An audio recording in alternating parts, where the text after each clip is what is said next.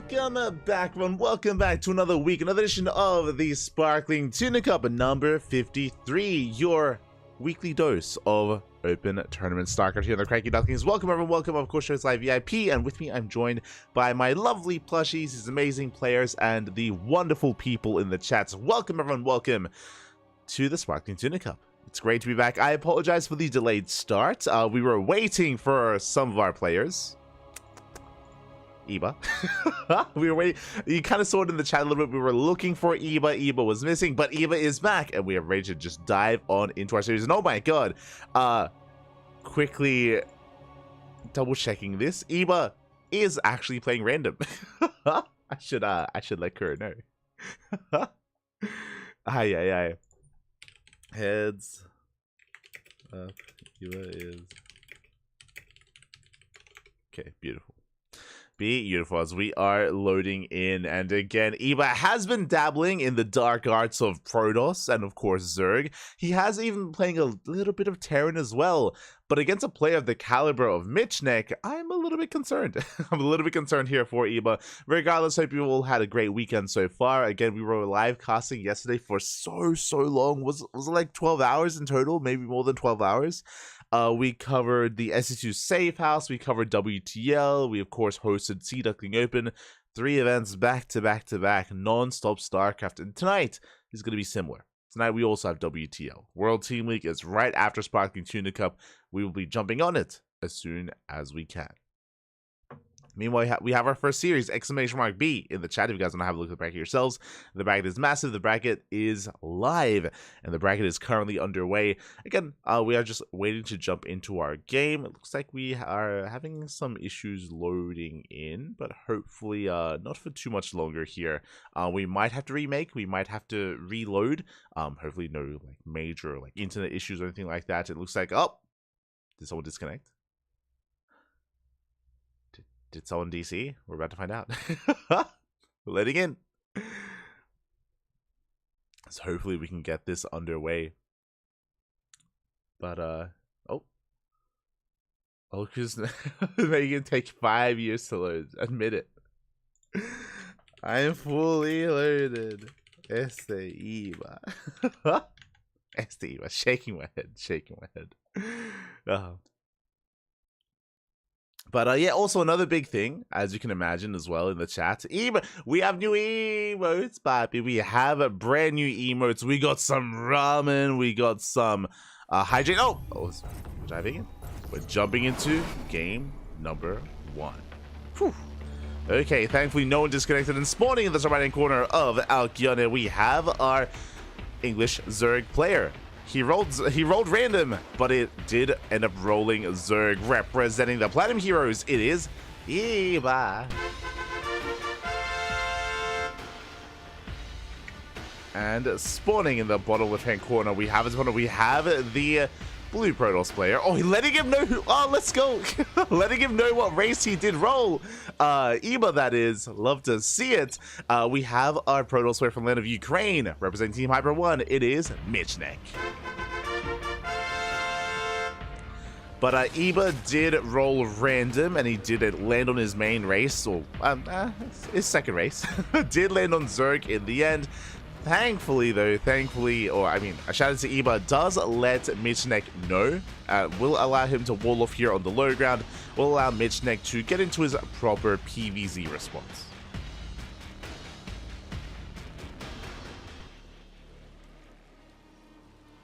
Okay, I just turned on my SSD just because I want you to wait. Smooch. See Michnek in the chat as well. Daily dose of the most handsome caster. Papi. Oh, este pecoet. But yes, if you happen to be a subscriber in the chat, we did just add. Oh, as the sprays have been thrown down. Oh, and the pool is. Oh no. I can't type. I can't quite type. Back to Protoss. But yes, we got a fresh set of emotes. We'll probably tweet about it. We'll most likely we'll most likely construct a tweet maybe after this tournament about the new emotes that we have gotten, and a shout out to the artist Shura as well. But we've got ramen, we've got hydrating as well. We've got some water. We can drink some water, Pappy, in the chat. We've got a D-Gen Duck alongside a GG, so we finally have a way to GG ourselves, or GG other people. And of course, we've got a Duck cheer. We've got a Duck cheer. It's beautiful. Do love to see it. Do appreciate it. Again, a big shout out to Shura, as Shura is our artist. I say our artist. We do commission Shura quite often for art. Do have a lot of love for Shura. And so now we're settling in. These young kids, by the way, shaking my head. they have so much time to chat. As the third base is now being taken again, it was a Hatch Gas pool opener here from Eba. Nothing too wild. Third base has been taken. Meanwhile, across the map, Michnek is getting into his Stargate opener. I'll be honest, I haven't casted much of Michnek. Oh no. Oh no. No, as I haven't been able to cast much of Michnek, but it looks like he's having some latency issues, or maybe just some frame dropping. Oh yeah, as hopefully everything is okay. We have had like pro players compete with like 20 FPS before. That has happened, and that's just how they do. That's just who they be. Smooch. It's going to be fully walling off, opening up with, of course, our Oracle-based opener. Oracle being sent across the map. We have our Adepts soon to push out as well. And we'll see how Michnek does compare to Eba. Again, Michnek, I think I've casted him once before when covering maybe the Christmas Cup, if that. Maybe like once or twice in the past. So I'm ready for it. I'm excited. Third base now being taken. Adepts are in position. Interesting that Michnek has yet to harass with anything. Did keep the Adepts at home just to secure this third. Now moving out with the Oracle to move out across the map. Trying to threaten the bases here of Eba. Eba does not quite commit. Not yet. We do have a couple of links on the map, but not enough to really deter that third. Not yet. As Michnek does likewise pull back. Massively on more Oracles. When it comes to the bracket itself, exclamation mark B in the chat. We will go over the bracket at a later date, a later time after this series. We'll jump into it as we're going for our Twilight Council follow-up. We'll keep an eye on the Forge. We'll keep an eye on the tech structures here to see if Michnek does embrace something like Glaive Adepts or Blink Stalkers, which direction he does go in. Rocks are being knocked down. Oracle's now moving out across the map.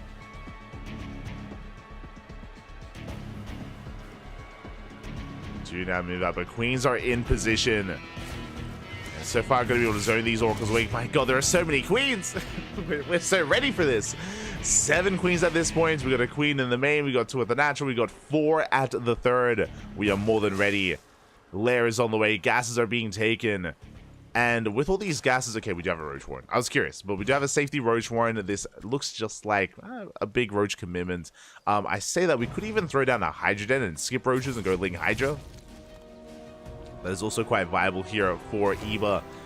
Meanwhile, we do see Blink on the way, and I do not see a Forge. There's no Forge. There's no additional gases here at the third. This could be the beginnings of an 8-gate. 4 gates are on the way. That's going to be 6 gateways in total for the time being. A 6-gate setup here from Michnek. We'll see if he throws down 2 more. As Oracles do threaten a dive. Oh! Catching a drone, catching 2, almost 3, not bad. We do catch a couple of workers. Oracles do take some extra damage. Thankfully, we do pull away in time. Do manage to pull away. The gateways are getting up and running as we speak. Additional gas is being taken, so it looks like Michnek does plan on taking up potentially a little bit further with these additional gases. Oracles do race back home. Meanwhile, we spoke about those Hydras, and there it is. Hydroden is on the way. So Eba taking up even further has been left to his own devices. Now we can see tech out of Michnek. This feels a little bit late, though. We're going for a Forge, a Robo, a Temple Archives. I mean, there's a lot on the way, but yeah, some of it does feel a little bit late here for Michnek as he's attempting to settle into a longer game. Meanwhile, Eba a lot more comfortable. Hasn't taken any damage. Has been able to drone up to 4 base saturation, is now focusing on his Roach Hydra, and I'm just concerned that Eba's going to be outscaling Michnek here, just because, again, this tech is so late, splash damage is so delayed. The Robo just now about to finish, and we still need that bait. Assuming we wanted Colossus or Storm. Speaking of, there it is. We got Storm, Charge, and +1 in production here for Mitchneck. Eva just threatening a dive. Mitchneck rotating over. Getting his 4th base. Massing up some high Templar, getting ready for that Storm. Meanwhile, Eva does get into almost into the mineral line. Picking up a probe here or there. Could even go for the high Templar. No! Oh my god! We go for it. We go for the dive, and we barely cannot get them. Thankfully, I spoke too soon. They're locked down. They're force fielded. There's no way out. Both high Templar go down. We get 2. We're going for the 3rd. Overcharge is popped. Barely keeping it alive. Instead, catching a Zealot, going for another dive. Overcharge is soon to run out. And when it does, yeah, we can try to focus it down. Looks like we're going to be able to clean up all these roaches at least. Yeah, roaches are cleaned up. Wings are shut down. We will not lose another high Templar. Thankfully. Thankfully, we don't quite lose it. But we have our 2nd army. We have now Hydras. Ling Hydras amassing a couple roaches to reinforce. We're hitting the 4th base. Storm is done, but we need some time. We need energy. There it is. We have 2 storms. We have 2 storms available. And where are they going to be thrown down? So far, you can see Eva being very careful. Does pre-split. Yeah, pre-splits his army. Gets the concave. Shuts down the base, collapsing on the army. This is a brutal fight. Mitchneck does get collapsed upon. We stutter step forward, and Eva, he can just shut down the army, shut down the 4th base, and go for the kill. Eva just going to send it into that 3rd. The Stalkers are trying to hold their own, but again, there's no robo units, there's no further attack. Not anymore. GG gets called, and Eva is going to take game number 1. GG. GG, well played. A bit of a shaky game there for Mitchneck. I mean, a part of it may also be some technical issues that he was referring to. I don't know if they're normal or not. I don't know if he just usually just plays with you know, lower FPS, for example, or something like that. But I do think that it did play into the game itself. It did allow Eva to be quite greedy and pretty free. Like, again, there was barely any Oracle or Depth Harass weren't even able to really apply too much pressure. The tech was also a little bit delayed as well for Mitchneck, but I'm sure we can tighten things up as we get into game number 2. I'm sure we can. So right now, this is a best of 3. Now, game 1, Eva did play random. I'm curious if Eva is going to commit to random the entire series and even the entire tournament. We'll see. We'll keep an eye on Eva. Let's go. Let us go.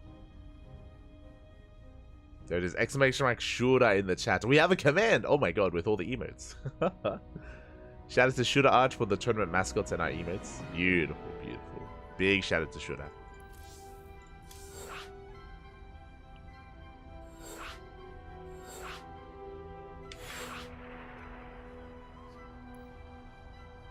Big shout out to Shura. Ooh, as the bracket is getting underway. Is getting underway as we speak. And I have confirmation, it does look like Eva is playing random. So we could even see Eva's Terran, which is a bit of a rarer sight. We see plenty of Protoss and sometimes some Zerg out of Eva, but very rarely do we see Terran. Oh. We could get it. We could get it. As we're getting ready for that second game, we're going to be loading into Oceanborn as game number 2.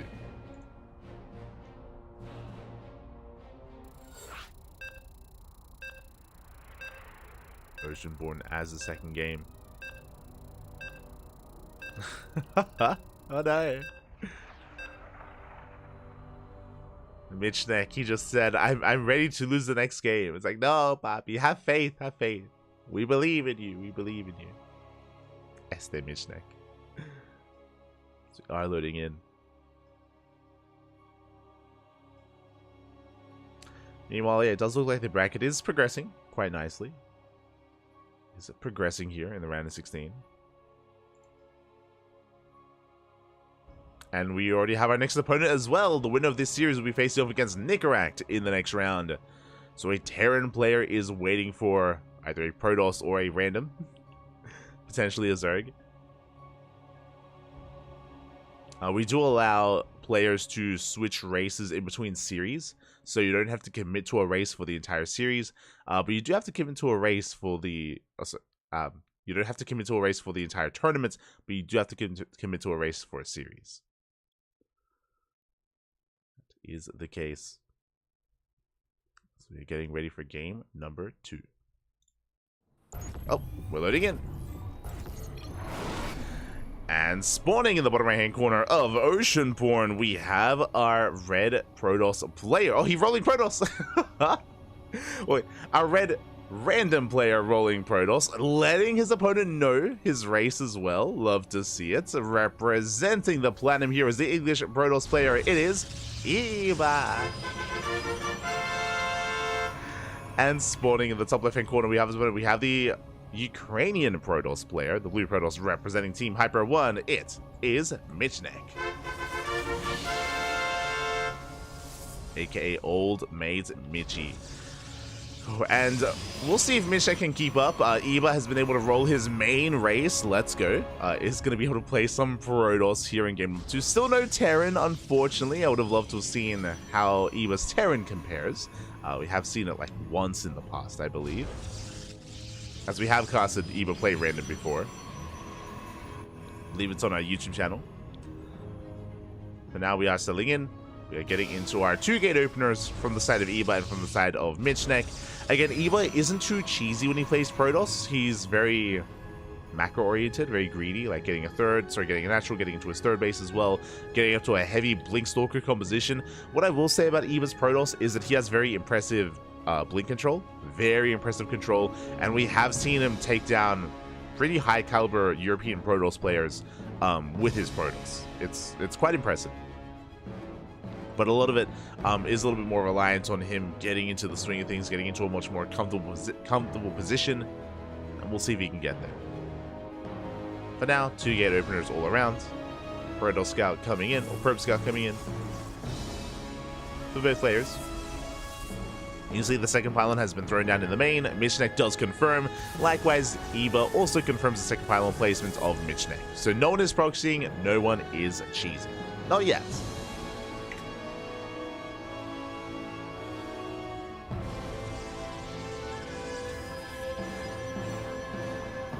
Not yet. There's a lot of G's over there. Ah. There's a lot of G's. Meanwhile, Eba being a little bit greedier here as well, and if you notice, but Eba did open up with a singular sentry. We did skip the second unit.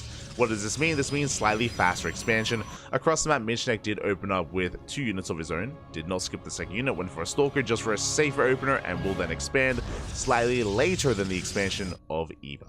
So a slight variation here. Basically, Eba just cutting some corners and being slightly more greedy before getting into additional sentries. This will mean that Eba is down a Stalker, so if we wanted to be a little bit more assertive and aggressive, then Michnek has potential. But we can see that Eba follows this up with a Robo. Very safe opener. With this Robo follow-up, we can get into Safety Immortals. This will mean that Blink is delayed. We may just avoid Blink entirely, depending on the build of choice. Hallucination will confirm. Hallucination gets eyes on the tech, gets eyes on the Robo. Likewise, Hallucination from Eba gets eyes on the Twilight Council of Michnek. So Michnek going into Blink, Eba looks to be going into Immortal. So 2 different sides of the PvP coin, if you will. Where one player will have a more mobile army, the other will have a more kind of robust army. In a head-to-head fight, I want to favor Eba with these Immortals. They add so much DPS to your army.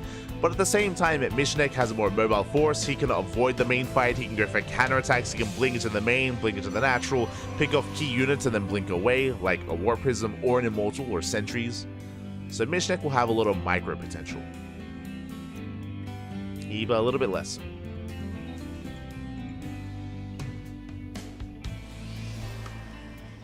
We'll See how this does turn out as Eva. Again, he confirms that there is no Dark Shrine, that the Twilight Council is researching.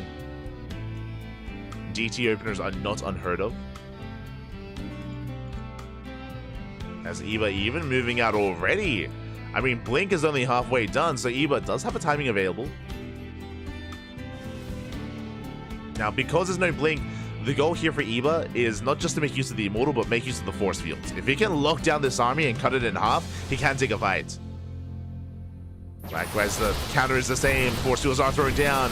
Trading sentries for Stalkers. Ooh, and we're going to be bleeding out a lot of sentries here. Yeah, the Immortal going ham. We're shutting down additional Stalkers. Now, it looks to be a better trade here for Eva. Eva, he shuts down 4 Stalkers and 3 sentries. Michnek called 3 sentries as well, but only the 1 Stalker. So we get a much better trade for Eva. Does back up. As Blink is about to finish. We don't want to get caught out with Blink. So Eva, he gets the hell out of there, races back home. Gets into additional Immortals. Now we get the Forge and the Twilight Council on the way. Again, Eva, because this Twilight Council is so late, we may just skip Blink and go straight into charge. May just go straight for it. So third base is on the way in. Okay, we're not skipping Blink. We're going to be parasizing Blink instead. +1. Meanwhile, Michnek getting into charge. So Eva is going to be catching up. Not just that, but he still does retain these Immortals as well. Will help quite a bit in the main fights. See Michnek dipping in. Dipping away. Does get out of there. Doesn't overcommit. As we're just settling into our PvP.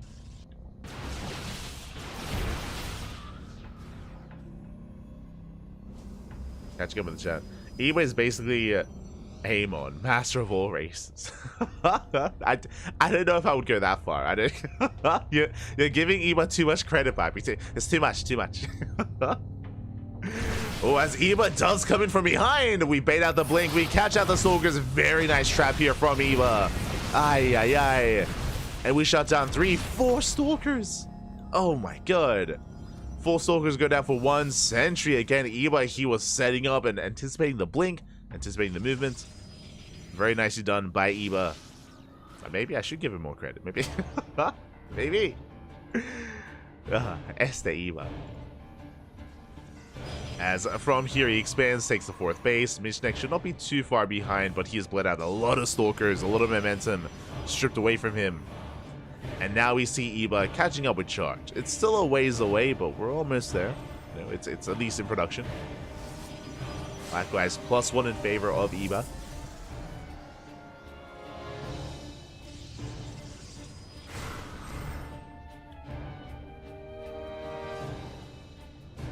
Favor of Eva. Likewise, Michnek preparing to dip into that natural as well. Does threaten the shade.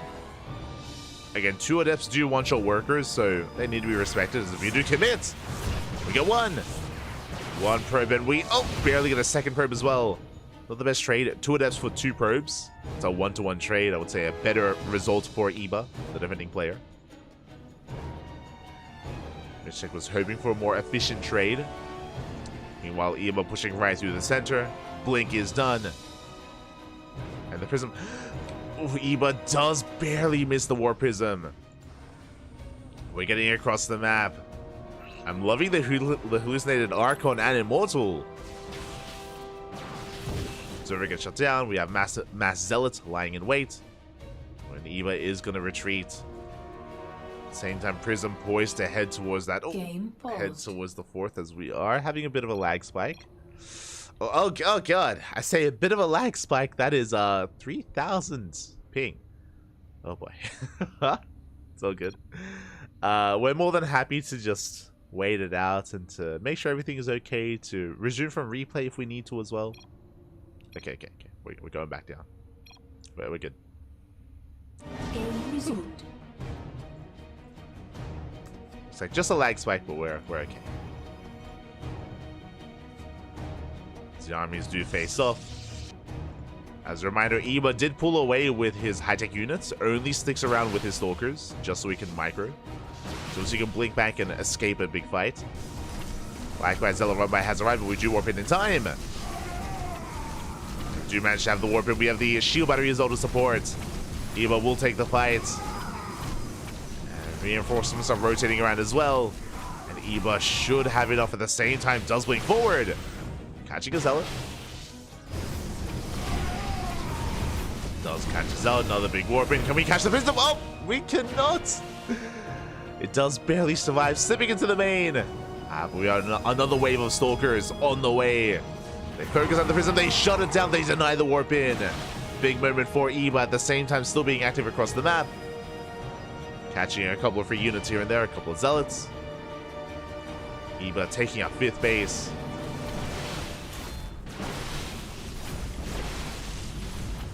Eva is going to pull back.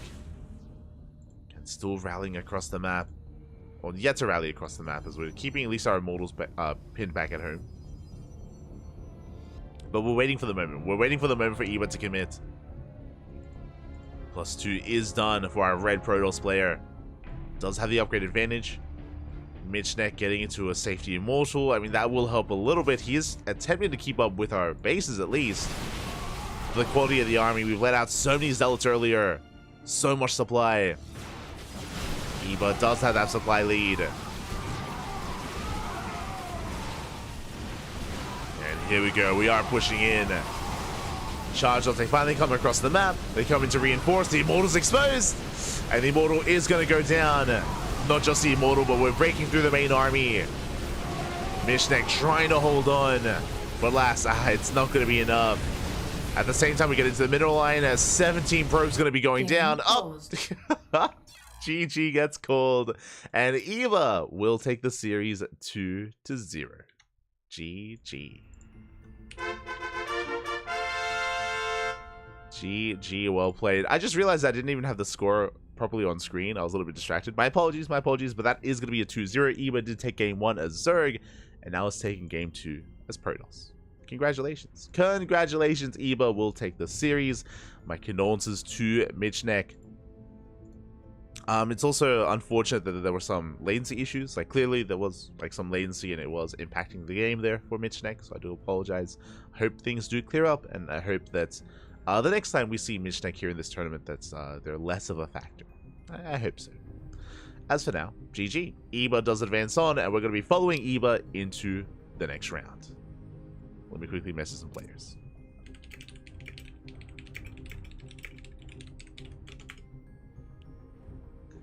Let me message. As we switch our scenes over and have a look at the bracket. Again, we have the command in the chat if you want to have a look yourselves. The bracket has been progressing quite nicely.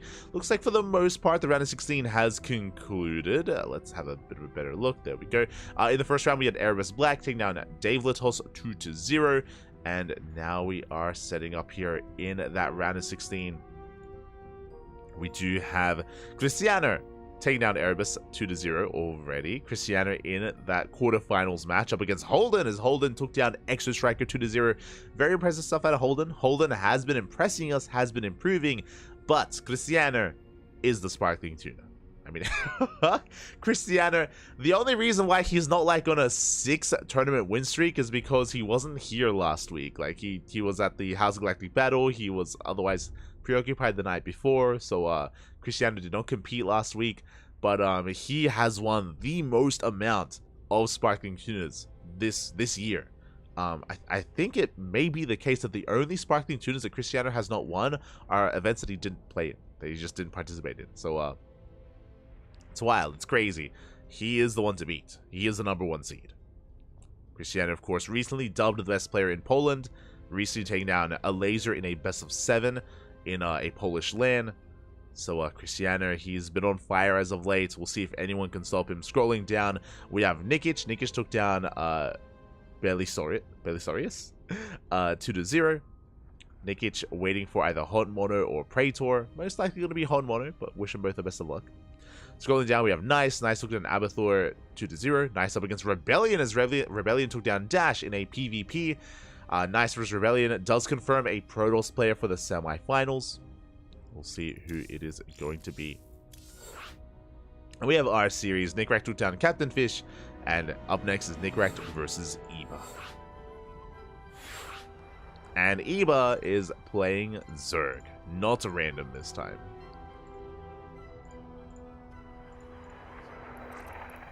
Do have confirmation.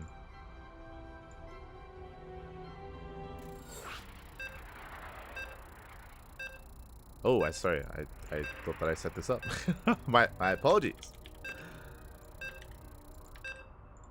Very quickly here. Bam. Beautiful. There we go. We have our ZVT, not ZVP. Bam. We do have our next matchup. It is going to be a team kill for the Platinum Heroes. And they've got a lot of players here in tonight's event. And they are facing off in the round of 16. Or in the round of 8. And spawning in the bottom left-hand corner, we have our red Terran player representing the Platinum Heroes. It is Nickrat. One of our Terran hopes, and spawning in the top right-hand corner, we have the blue Zerg player from the land of England representing the Platinum Heroes. It is Eba.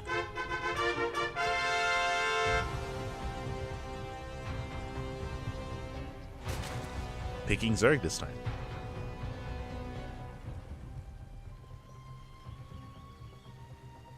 Sorry, I'm just fixing up my green screen. Are we good? Are we good? We're good. My green screen was just misaligned, but we are loading into post-youth of all maps. Okay, one of the more vetoed maps in the map pool. I am ready to embrace this, as we do have a free pocket base available for both Eba and Nickrat. Eba going for a hatch gas pool, standard opener so far. I'm assuming it's going to be a gas follow-up. Meanwhile, Nickrat setting up for interesting Turax Reaper. Okay, now, one of the things about post-youth, fun fact, post-youth has a slightly shorter rush distance compared to Ghost River. I believe Ghost River is 31 seconds and post-use is 30 seconds, like main to main. So, yeah, we're going to make use of the slightly shorter rush distance here on this map, going into some Reaper aggression. This should just be 2x Reaper into an expand. Regardless, there's potential for damage here, especially if Eba is cutting corners. We can see Eba just going for a standard hatch gas pool opener into his queen, into his lings. But we'll see how well we can control these Reapers and how much damage we can get done. The Overlord will dip in, and the Overlord will confirm. I believe one more step up. We do confirm the racks on the right hand side, which is very suspect. And yeah, Eba, he will confirm the racks on the left as well. From here, Reaper's moving out across the map. Eba back at home, getting his lings, getting his queens ready for the aggression. We are getting ready. As the Reaper dips into the mineral line, going to be threatening those drones. So if our lings are able to keep up,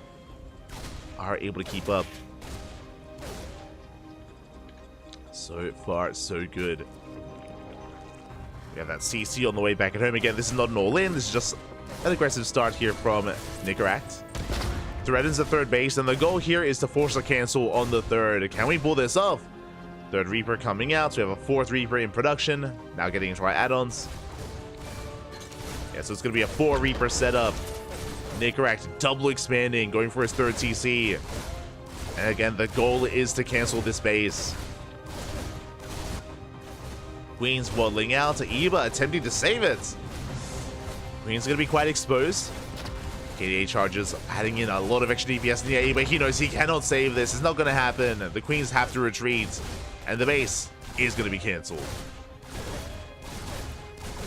Oh my god. So a nice pickup here from Nickrat. Again, this is the bare minimum that you want, is denying the base. KDA charges. My god, we shut down both tumors. Very nicely done. From here, Nickrat is transitioning into his 3cc 2-on-1 setup. We'll catch an extra drone, 2 drones going down. And we're containing Eba for as long as possible. That's the goal here for Nickrat. Contain the Zerg. Delay the third base for as long as we can. Dipping into the main, link speed has kicked in. And we do head for the mineral line. Oh, catch another drone. Not bad. To get another worker. And we're working towards our stim time. Again, a 2-1-1 indicates a big commitment into Marines. So 16 Marines, 2 medevacs, and a big push. Now, off of a 3cc variation, we could delay the add-on stop and go for Hellions as well. I'm curious if we will. Go for the add-on stop. Okay. No Hellions, straight for medevacs. Reapers do turn back around. Love to see the tuna. Do love to see it. Eva going to be getting into his lair opener. It's going to be around a 4 minutes. Was that 50? 4 minute 40-ish lair timing. Bailey nest on the way. Double expanding, getting your third and fourth. So this is the typical response. If your third base is delayed in such a fashion against a 2-Rax Reaper, you do double expand. The difference here on post-youth is the double expansion means we're rushing into the gold. Very risky move here. We'll see if we can get away with it. Here's a risky maneuver. Creep was delayed, so we're barely encroaching upon the gold base with that creep. And here comes that stim timing. The medevacs have arrived. Stim is done. We catch an overlord, and we're pushing out. And the goal here is going to be to deny the gold. And I'll be honest, I'm not too sure we can save it. I don't think we have the queens or the links for this. Yeah, we still want forward. We dive on the base itself, and it's going to be cancelled. There's no saving it. There's no expanding. Eva is in trouble. Eva forced to expand elsewhere. But Nickrat is unrelenting. Steaming on forward, catches the queen. Oh, not quite. Barely do keep the queen alive. Nice cleanup there from Eva. Does force the pickup. Eva can now rotate around, heading towards his now new fourth. Nickrat should be heading this direction. Should be checking. And for another stim. Eva does hold. Nickrat rotating around, denying the gold base once again, but doesn't deny the fourth. The fourth base should finish. Back at home, Nickrat, he is building up into a 5-rack setup. 5 racks is 1 factory, 1 starport, getting into tank production, not widow mines. Tanks are on the way. Once again, stimming in. Up! Ooh, another cancel. Another cancel on the hatchery. Eva quick to retake it. But Nickrat wants to knock it down. Again, no creep to work with. These queens are looking a bit vulnerable. Marines are stimming in. Force another cancel. We catch the queens. The queens, they get caught off of creep. 3 queens go down. The lings, they cannot engage. GG gets caught as Nickrat snowballs out of control, and Nickrat takes game number 1. Whew. GG. A solid game there out of Nickrat. Very successful with his opener, with his initial Reaper. With his initial Reaper and...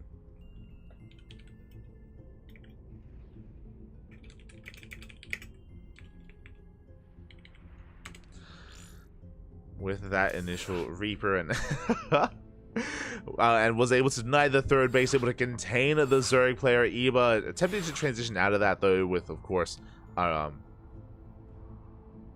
attempted to defend it and tried to transition out of it by double expanding, getting a third, getting a fourth. Again, the goal base was a bit ambitious. It wasn't just that. Unfortunately, because of the initial tumors going down as well, because of those initial creep tumors, that did mean that it was harder to really gain any kind of foothold at that goal base. And GG, well played. Nickrat does take a lead. 1 more game is all he needs to take the series. Can he have a bounce back? I'm hoping we can force the ace match. I'm hoping for a back and forth. Fingers crossed. Fingers crossed.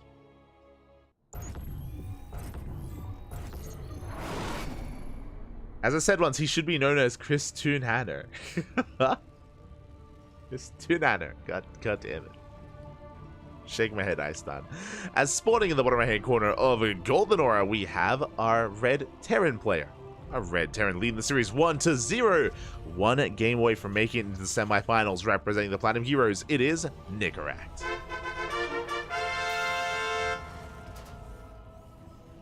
And spawning in the top left-hand corner, we have his opponent. We have the blue Zerg player representing the Planet of Heroes as well. This is a team kill down in this series. Can he bounce back and force the ace match? It is Eva. Going for a 15-15. Interesting. 15-15 opener here out of Eba. Playing things out very safe. What does this mean? This means that faster queens. It means that faster access to lings if need be. Just a bit of a safer opener out of Eba. The downside of this build is that your gases are delayed and link speed is delayed as a result. But outside of that, you're going to be able to defend early on. And Nickrat this time is not going to Rax Reaper. Not this time.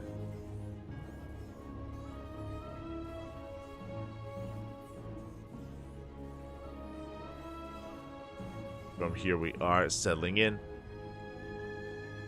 And this time, thankfully, because of the standard opener of Nickrat, Eba is going to have a much more comfortable time in the early game. He's going to be able to just settle in, get up to his 3 bases, drone up quite freely, and have more of a back and forth. Like, when it came to game 1, Nickrat was just in control of the game from almost the beginning, like catching queens, denying creeps, denying bases. It was just a really shaky start for Eba. A really rough start. But as we settled into game 2, again, should be a different story, at least, early game-wise. SCV does confirm the timing of the hatchery. Pulling back. Getting into our follow-up. And we'll see if Nickrat does embrace a third CC or a faster starport. Would be a sign of aggression or a sign of more economic play.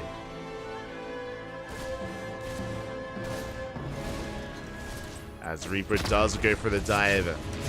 Catching, not quite a drone. Oh, forcing a second spore. Whew. Eba does defend. I say that, forcing a gas geyser as well. Quite a bit of damage dealt here by Nickrat. We don't kill any drones, but we did deny mining time. Forced out some buildings. Third base now being taken. Nickrat does confirm. And we do back off behind this. Third CC is in production, so it is going to be an economic opener here out of Nickrat. Eba this time is much more free to settle down. Oh, interesting. We're getting into a 3CC 2-1-1. You don't see this too often. I mean, I know we had a variation last game, but that was, you know, over a 2-Rax Reaper opener. As the Reaper does go down. Less than ideal. But yeah, this is an interesting one. So the downside here is... actually, I was going to say the downside here is that you don't really have too much map control early on, but we are additionally making Hellions to begin with. Meanwhile, Eba opening up with a Roachwarren. Let's go. Roachwarren hidden here behind the natural. Going to be able to go for an earlier Roach push. Likewise, have a more secure mid-game as we can defend with Lingbane Roach Ravager.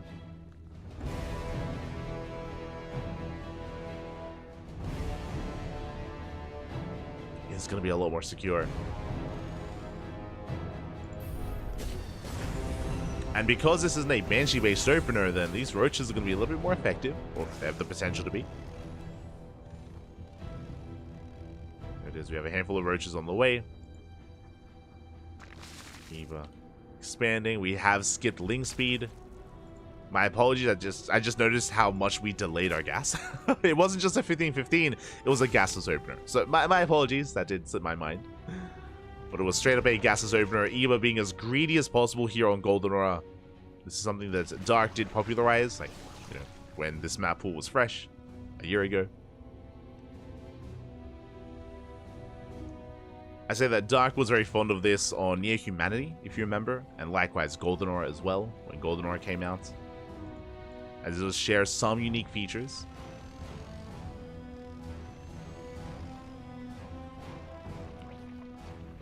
So with gases now, prioritizing gases, getting into our lair, working towards upgrades, and we should eventually get into Ling speed, you know, once we get a more stable economy here.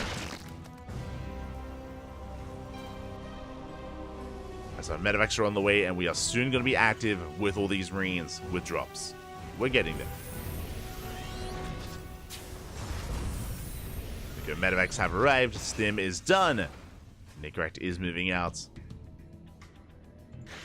the same time, Hellions just applying a bit of pressure here and there, wherever they can. Third base now being taken. Here we go. Nickrack is going to be pushing. For the most part, we are in position. Yeah, we got Queens, we got Transfuse, we got Roaches. We are ready here on the front lines at the fourth base. These Marines shouldn't do much. Yeah, we're okay. Oh, God! Oh, we go for the Queen! High NG Queen goes down. Big pick off. At the same time, Hellions, they dive into the natural. Drones are lining up.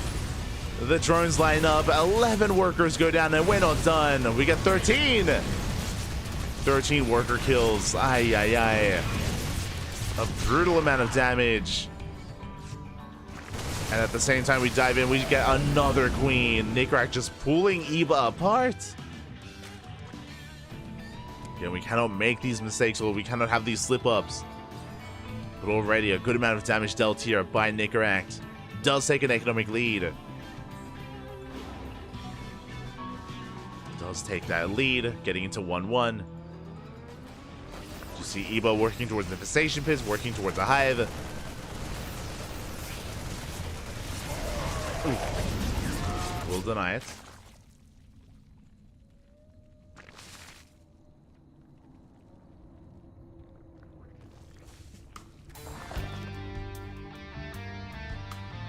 Deny it as the Baneliness is going to be finishing up here for Baneling speed. We're trying to get into Ling Main Roach Ravager. We're attempting to. But this is not an easy setup here for Eva. Nickrack now being active with 2 drops. Clearing creep on the right hand side at the same time, denying creep towards the left. Eva has pre-split his army. Is ready for this. So will we get into the main? We're going for another Queen.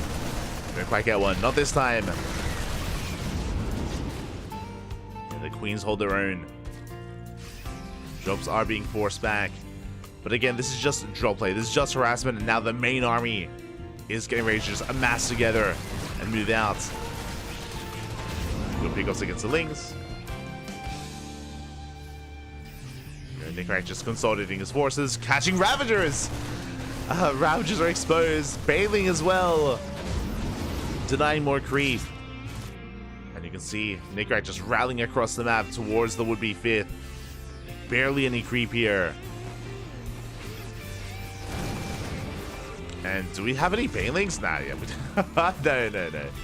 No Banelings ready for this. We deny the 5th. We do force a cancel at the same time, pushing into the 4th. Distracting Eva. Getting on top of the Banelings. Oh, not quite. We do split the Banelings. We do back up. Nickrack does respect it. Just waiting for reinforcements. And even setting up a Doom Drop towards the main base. Doesn't go for it though. Unloads. Does unload, dropping at the 4th. Getting a drone. Catching a Queen. Another Queen goes down. So many Queens are pulling at the same time. Looks like he does get a surround. But it doesn't take down too much. A handful of Marines, a tank. Most of the army does pick up, does get out of there.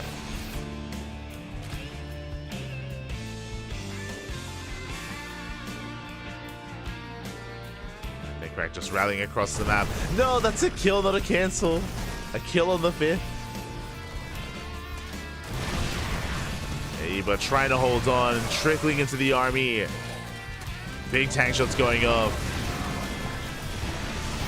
Oof. And so many Bailey's going to be going down ahead of time. We try to engage. We shut down the Baileys. We can keep pushing. We can't just keep going from here. As there are so few Bailings left. Nickrack thinks better of it. Oh, God. Denying another base. Denying another hatchery. Eva does catch the tank. Not bad. Expanding on the left-hand side, attempting to get the gold, but yeah, there's no getting the gold. It's not going to happen. Target firing a little bit too good. GG gets called, and Nickrack will take the series 2-0, advancing on to the semi-finals. GG. Whew. GG, well played. Congratulations here to Nickrack for taking that series. Again, being hyper-aggressive, very in the face of Eva. the dominoes started falling when the Hellions got into the natural. There was a big dive into the natural base. 13 drones went down. That was a massive moment for Nicaract that allowed him to snowball out of control, catching queens, denying creep, and keeping the pressure up. Again, and losing all those workers was just a massive moment for him. Took an economic lead himself. And with that, Nicaract does advance on to those semis. GG, well played.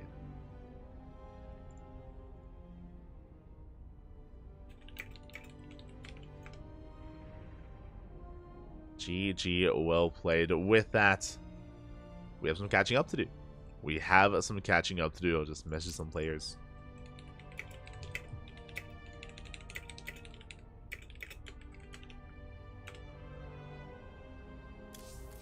We'll message some players, and we'll switch our scenes over to the bracket team. Bam. Let's go. Okay, from the top, do we have any other updates? Christiana versus Holden is still ongoing, still mid-series in the PvP. Scrolling down, we have Nikic versus Honmono in a Zerg versus Terran. Praedor took a map of Honmono. Very impressive. Very impressive stuff. By Praetor to take a map, but Honmono just come out on top in the end. Still not an easy player to take maps off of, so very impressive stuff there out of Praetor. Meanwhile, Nikic versus Honmono currently ongoing. Scrolling down, Nice takes down Rebellion 2-0. And we have our first semifinals, Nice versus Nicaract in the PvT.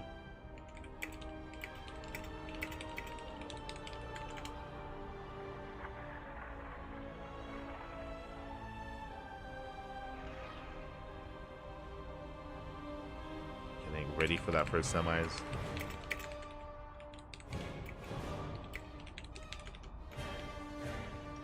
I just need a moment here to set things up and get that match going. I think Nice is currently teamless, if I'm not mistaken. I know that Nice was on Starlight Twinkle for a while, and I think he switched over to Little Fairy. Let me just double check. He was on Little Fairy for a little bit, but is currently teamless. But still an amazing player. And here we go, we're jumping into our next game. Game number 1 of our first semifinals. Again, we had a bit of a slower start to the tournament, but now we're getting into the swing of things. We're getting into it.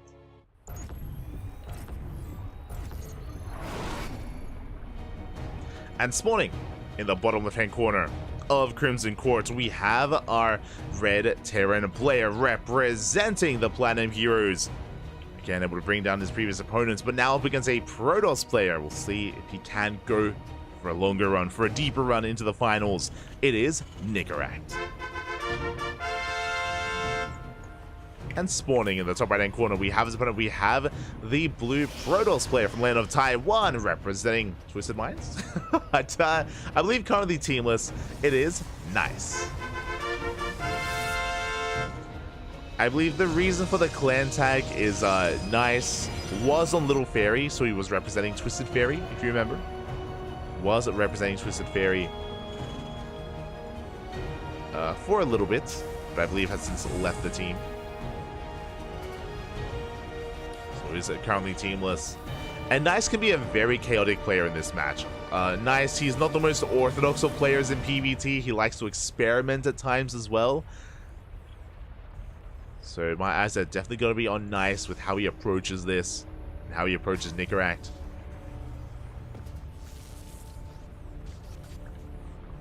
So the probe is going to be active, being as annoying as possible. We do see Nicaract going for a double gas opener into a faster factory. A much more aggressive start here for Nicaract. Nice back at home, opening up Gate Cyber Expand. Interesting, not really walling off the Reaper cliff, keeping our production buildings a little bit closer to the chest instead. Slightly more economic because of that.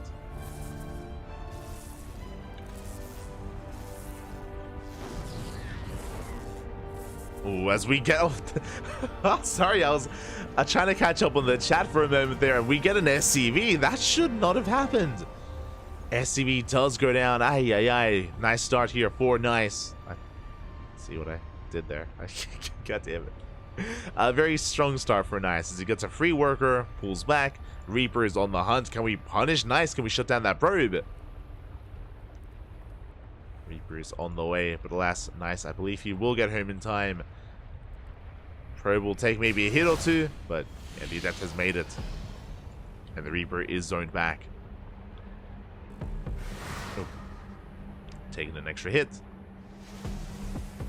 Racing on back home. Meanwhile, we are getting our CC on the high ground. It's a very safe location for Nicaract. Factory is done. Getting into our reactor. Could even commit into a reactor to Reaper Hellion. Okay. Eyes are on Nicaract. Meanwhile, Nice going for the Robo as our tech of choice. We spoke about this over the weekend, but a lot of the Korean Protosses have been embracing Robo openers, more so than some of the others. As it's just a very safe way to play. Ooh, Adept goes down, does not get that Hellion. With this Robo opener, we can go for a faster Observer into an Immortal. We could even rush into a Prism if we want to be a little bit more active. And there it is. Observer first. Oh, never mind. We started with the Observer, we canceled, we go for the Immortal instead. So with that, we're not going to have as much scouting information, but we will have a bit of an army to work with early on, just in case. So again, just a really safe start. And this can lead into a Bay, into Colossus. Into really fast Colossus production.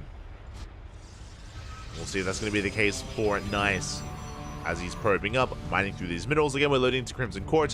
One of the features of this map is that you can mine through these minerals, gain access to a third base, and this third can be quite secure.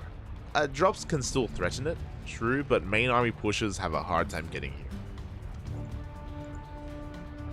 As Nicaract splits up his army, he's got the Marine Cyclone drop on the left, and we've got the Reaper Hellion on the right. Behind this, getting into tank production. Tanks and Banshees. We have yet to confirm the tech. Drop does boost in. There is a safety Immortal in the mineral line with that shield battery. We are ready to defend.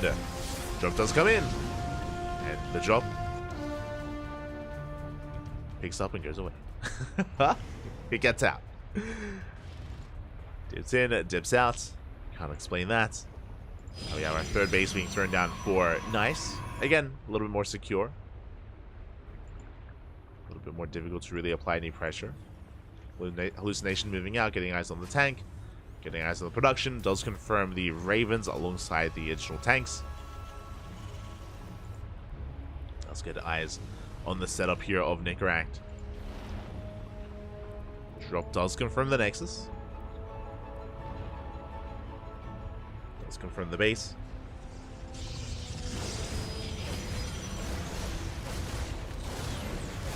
And already, Nicaract going to be knocking down those rods.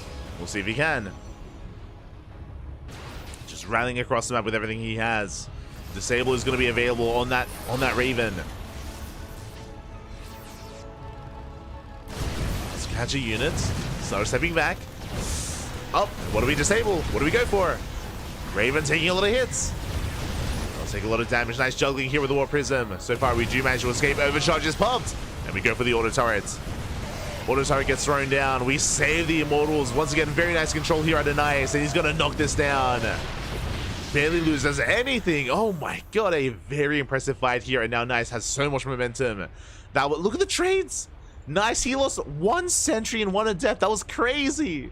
He killed 2 tanks, a Raven, Cyclone, 9 Marines.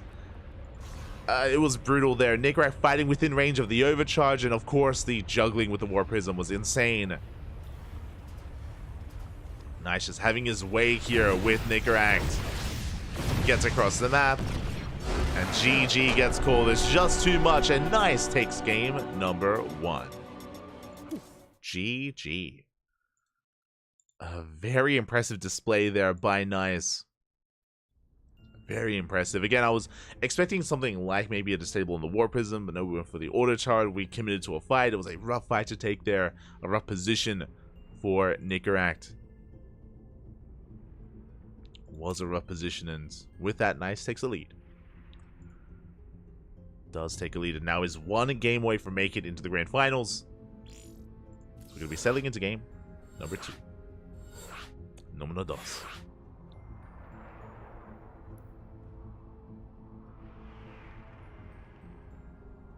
And I'm hoping that we can bounce back. I'm hoping for an ace match. I'm hoping we can sink our teeth into this and get into a back and forth TVP. But it's not on me. It's on our players. It's on our players here.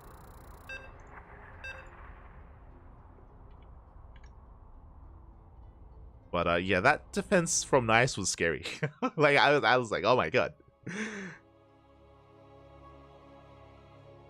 Made me fearful, Poppy. Too fearful.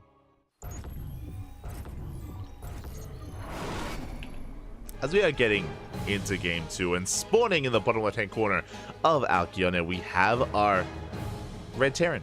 Our Red Terran player down in the series, hoping, looking to bounce back and force... and looking to force the ace match. Representing the Platinum Heroes, it is Nicaract.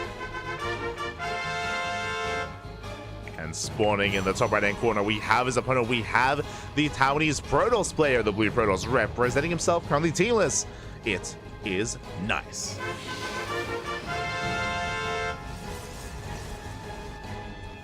We go.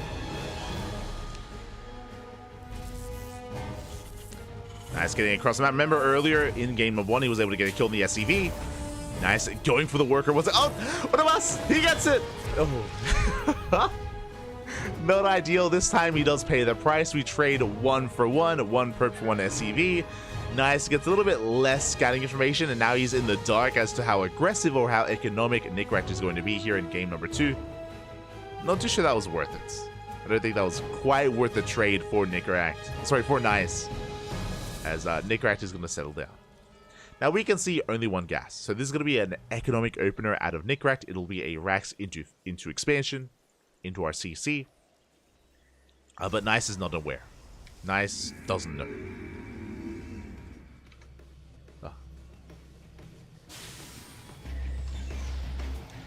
As there we go. It looks like we're setting up our CC on the low ground this time, not on the high ground.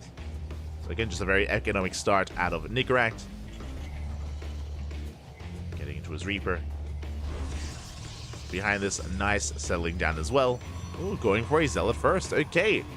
Now, by going for a Zealot first here, we can zoom across the map, try to sneak past the Reaper, and go straight for the CC.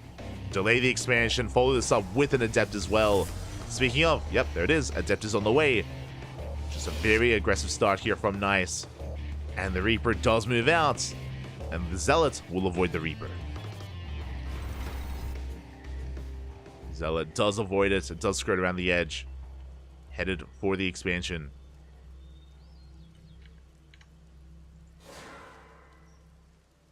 Reaper dipping in. Adept will be able to keep up. The Zealot has arrived. There is a Marine on that low ground. We're gonna get some. No! We get some extra swipes in. Late reaction. A Marine goes down. We're focused elsewhere. Focus on the Reaper. The Marine falls. We delay the bunker. Now we're going for the CC. We're going for the command center. Can we manage to finish it? Looks like we can. Oh, the RNG. We got it to the other side. The CC will complete. That was still good damage though from the Zealots. We caught 1 SCV and 1 Marine. Forcing the army back. Adept is on the way. Reaper has arrived, but it will be zoned away by the Adept once again. That's a cancel on the bunker. But this could have been worse. Like, this would be disastrous if the CC didn't finish. So, thankfully, command center's done. It's already morphed into an orbital. We're muling in the main. Like, we're okay. Nicaract is going to be okay. Eventually, he will break out once he gets his units up and running. I was going to say his Cyclone, but it's going into Widowmine production. Ooh, which means it's going to take a little bit longer to break out. Meanwhile, across the map, it's going to be a Blink-based opener instead. Twilight Council with the Blink. And the question is, how many gateways? 2. So 2 gate Blink out of Nice. I imagine working towards a 3rd. So it looks like a more economic opener. Adepts, they get some scouting information. Shut down the Reaper. I believe with 4 Marines and boys that you can pull, we should be okay. Nickerack should be able to maintain himself. It looks like we're going for the Hellion. The Hellion does go down. A Marine as well. Oh, does cost us an Adept. Not a free trade. Meanwhile, I assumed that it was going to be an economic opener. It is not. That is 3 gateways. So it's going to be 4 gates blink. 4 gate blink from Nice. Hyper aggression from our Taiwanese Protoss player. At the same time, Nickerack going for a mine drop. Very important here. Very crucial for this mine drop to scout the gateways. It's not about getting damage done. It's not about killing probes. It is about confirming the build and confirming the aggression. My Widowmines do come in. We do react in time. Oh! Ooh, big connection! Yeah, a late pull away from Nice. We do end up leading out 7 workers, and we scout every single gateway in the main base. We confirm the 4-gate blink, and now we need bunkers. Immediately, bunkers are on the way. And the bunker might be delayed. Ooh, Stalker does blink away in time. And we can see Nice just warping right into the face of Nickerack. Going for the bunker, he will deny it. And the bunker is denied. Tank moving his way towards the low ground. Autotar buying some time. And the tank does siege. Whew. Tank siege in time. Bunker underway at the same time. Mine drop coming back in. We come back in. Oh my god. Whew. To react. Now we just warping straight into the main. GG gets called. No tank in the main base again. We just barely weren't ready for it. Barely not in time. And Nice will take this series 2-0. GG. GG, well played. Just so much aggression. So much aggression from Nice from the get-go. Again, the bunkers couldn't finish. We barely had time to make a second bunker or even another tank to get ready in the main, to get ready in the natural. Nice just so in Nickerack's face and is our first player to advance on to the grand finals. GG. GG, well played. Nice does race his way into the finals. My condolences to Nickerack. He had a great performance earlier against Eba in the TVZ matchup. But Nice is a different beast. Nice is an animal. Hyper aggressive. Very in your face. And yeah, Nice was able to turn things on its head a little bit there and make it to the finals. Congratulations. Congratulations to Nice. And now we have some catching up to do. Just some catching up to do. Oh, I might have a series.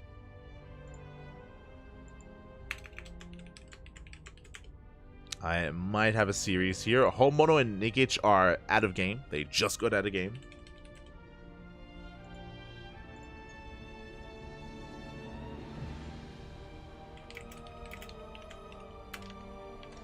And we're jumping in mid-series. Okay, okay. We have a confirmation.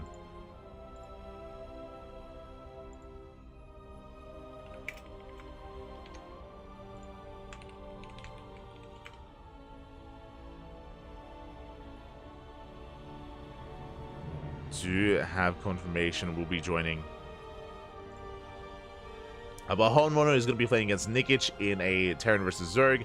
And it looks like Nikic is leading the series 1-0. Let's go. And I believe Nikic is on Platinum Esports, not Heroes, right? No, Heroes. Okay. He is on the Platinum Heroes.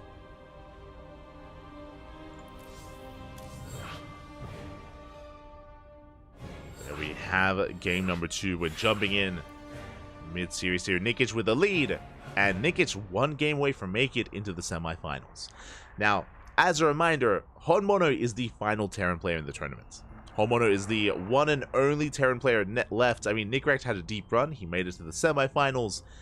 Honmono is your Terran hope to make it to the grand finals. If possible. I mean, we already had a Terran in the semis. Not bad, not bad. We'll see if Honmono can make it there as well or make it further, or if we get a Zerg player. Likewise, Honmono is the final Terran player in the tournament. Nikic is the final Zerg player in the tournament.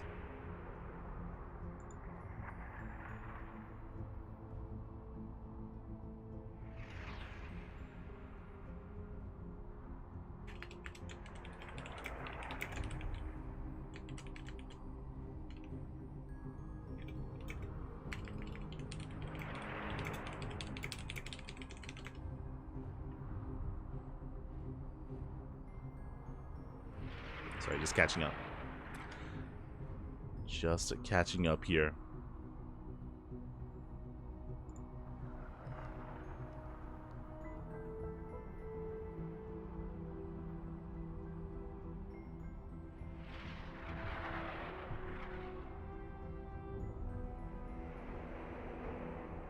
Fighting in super battery is not the way. it was an unfortunate engagement in game 1. It was very unfortunate. But it looks like our players need a little bit of time. They need a little bit of time before we jump in. Again, our finals, Terran and Zerg. Unfortunately, one of them is going to be eliminated. There's not enough room for both of them in the semifinals. But can we stop the PvP finals? Can we stop it? Let's go. It's Sparkling Tuna Cup. It's usually a PvP finals. Like that's what we're used to. That's what we're used to. It is written in stone, in the ocean, in the tuna. Let's see if we can break fate. We shall see. So loading into that second game and spawning in the top right hand corner of Alkione, we have our player currently leading the series 1-0 from land of Belarus, representing Platinum Heroes. It is Nikic. And spawning in the bottom left hand corner, we have his opponent. We have the pink Terran player from the land of South Korea, living in Japan, representing Team Hyper 1. It is Hon Mono.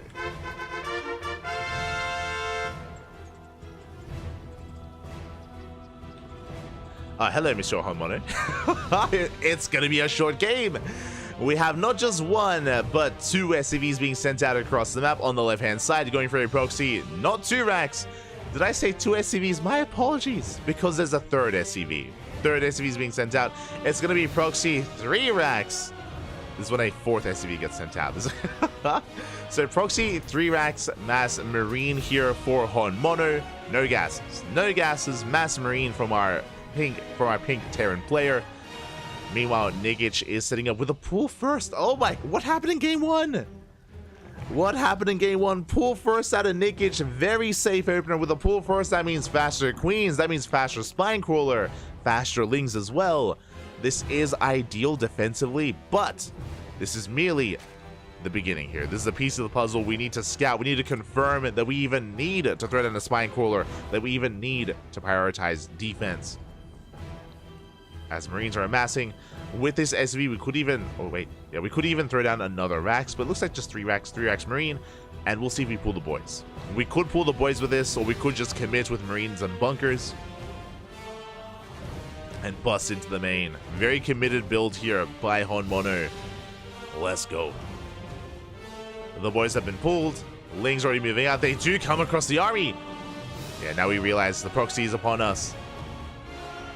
Have it come to the realization. 3 SCVs are revealed, so now we know it's a 3-axe. We know it's not 2. Otherwise, it'd only be 2 workers. Ling's pulling back. Bunkers on the way. Nikic quick to dive, quick to cancel. We do not deny that natural base. The natural base is up and running. We have extra lava to work with. Queen is coming down.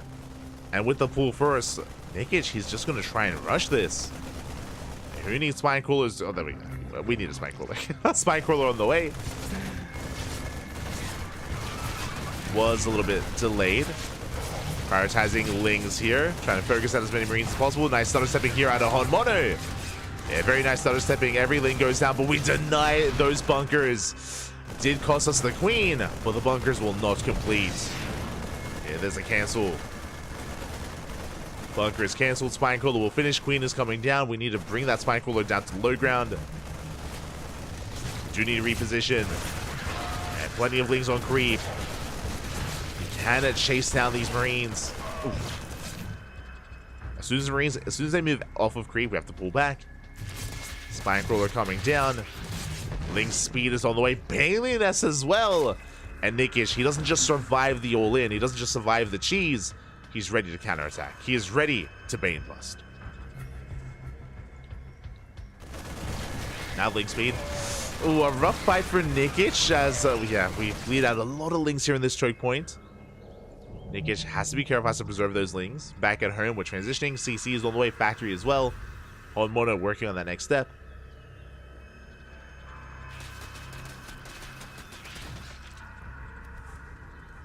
He is working on that next step. We'll see if he can get there. Nikic does confirm the positioning. Cannot engage. Overlord Scout will confirm the production setup across the map, which means we can Bane bust. We can bust through this wall and get into the mineral line. Back at home, thanks to the Queen and Spinecrawler, I believe we should have enough to defend. Yeah, second Queen. And we don't keep the Lings back at home, but we have additional Lings on the way. So this should be barely enough to hold on. And Homeowner is racing back home, but it's too late! It's too little too late. Nikic, he busts on through. The depots go down. Mass supply block. And now we're going for the mineral line. We're going for the SCVs. Boys are being pulled.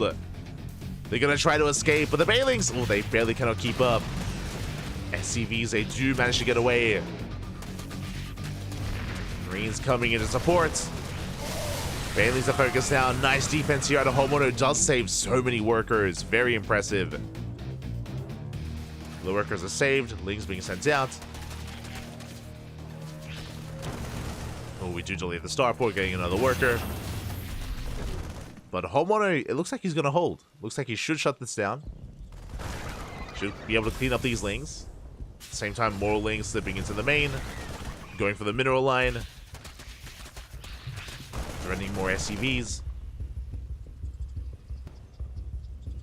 And the Lings will pull out. Oh, we did actually keep a couple Lings hidden here, but now Homeowner, he checks. He checks, he confirms. He'll clean this up. Back at home, Nikic is droning. Droning with a lair on the way. Roach Warren as well. Homeowner's not in the worst position because he has that command center. He can mule. He can mule, he can make 2 workers at a time. Likewise, Nikic does not have a third. So a very tense game state between these two players. Still very tense. It looks like we're working towards Stim. But Hellion Stim is on the way. Into medevac production, into drop play. Meanwhile, Nikic working towards, I imagine, Roach speed. And Roaches. Roach Raptors. Rax is shut down. Mono going to be finally expanding, taking his natural. Mono is still in this.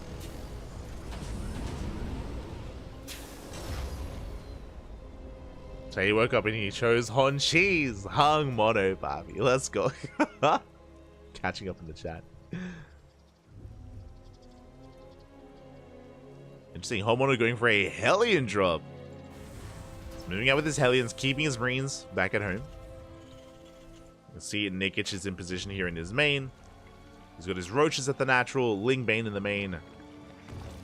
He's ready for a push in either base. The Hellions are going to commit. They do slip away. Ooh, Bailing's unable to keep up. They shut down one of those Hellions.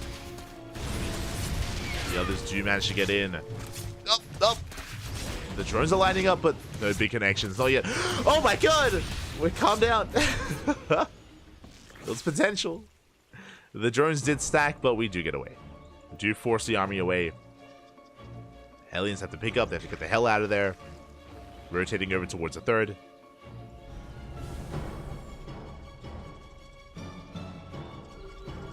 Scan reveals Roaches. I mean, we saw the Roaches earlier. It does reveal the tech of choice. The Roach weren't upgrading. Homeowner is just setting up back at home. Building up tanks. Working towards additional medevacs. And we may even just settle into a longer standard game. It's possible. It is possible. Meanwhile, it looks like we have our next opponent as well. Looks like the upper quarterfinals have it completed. We'll get into those results after this series. So now, shoot break through the building. File's going to be connecting. They take down the tank. Just the one tank. Gustav stepping here with the Roach Ravager, but we're bleeding out Roaches. Nikic has to pull back. Homeowner is holding on. Oh, the Biles! Nikic being cheeky. Doesn't quite get the connections he was hoping for. Pulling back, 11 more roaches on the way. Nikish cutting workers here a little bit earlier on. Up! As the Biles will deter Honmono. They do keep him back.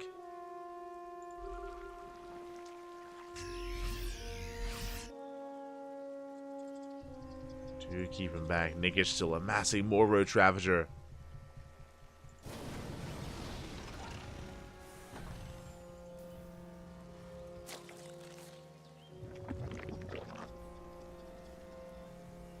And we're going to be committing into this with 1-1 upgrades. We have an infestation pit on the way. This pit, I imagine, is going to be for a hive tech, but it could be for infestors to help support. Infestors and fungal growths do pair quite nicely with Roach Ravager. And we'll see which one we go for. Do drop on the right hand side. The Roach Army, well, they do miss each other. Oh. We do miss each other here as Honmono leaves very little to defend. He's got 2 tanks and a handful of Marines. Oh, the tank's going to be going down, and Nikish, he does not back up. The tank will fall, and we can keep pushing. Meanwhile, Honmono commits. We're going for a base trade. We're going and committing to that base trade. The Marines are getting across the map. Roaches are going down at the same time we're pushing in, and Honmono evacuates. Tank does siege up on the high ground. Does hold the line. Meanwhile, drop into the natural. Spine Crawler not where he needs to be. Will have to be repositioned. Third base is going to be going down. And Nikish, he turns around. He turns around. He's racing back home. 18 drones go down. And can he hold? Can he survive? And he can. Nikish will hold, but he loses the base. Across the map. Okay. Nikish, he did keep some roaches. Denies the third. Ooh, could have shut down these eBays. Not too sure he'll be able to. Not anymore. If he had kept pushing with a Roach Ravager, then maybe, but 1-1 will complete. The Biles! Oh my god. Not quite connecting. We spoke about the Infestors. There we go. Infestors are on the way. Third base being retaken. I would say Honmono has the edge. He keeps the third base alive. He's up in workers. Roaches will not make it in. Forcing out another scan.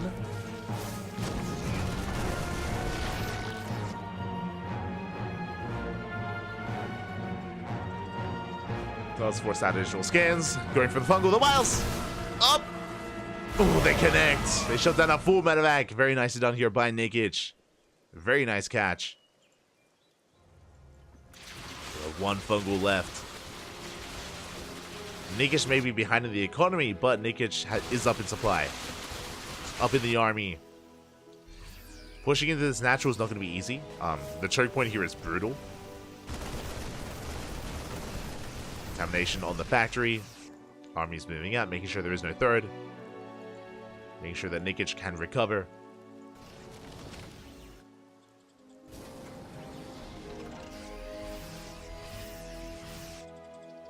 There's a missile turret in position to protect against those tunneling floor roaches, but we're going to be just burrowing a roach at each third base. Massive Doom Drop once again. Risky move here ahead of Honmono. I mean, that's Honmono for you. He's one to embrace those risks.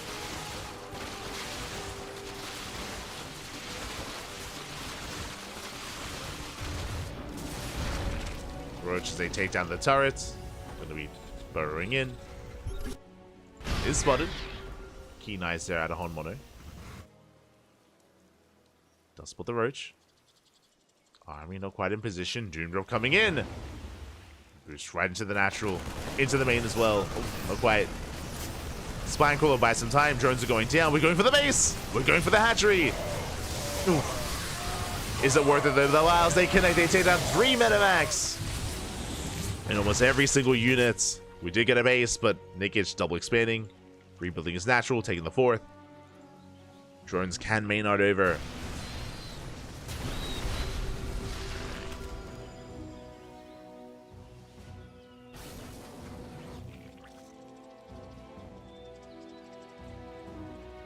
And Nikish is getting ready for his push. Getting ready to commit.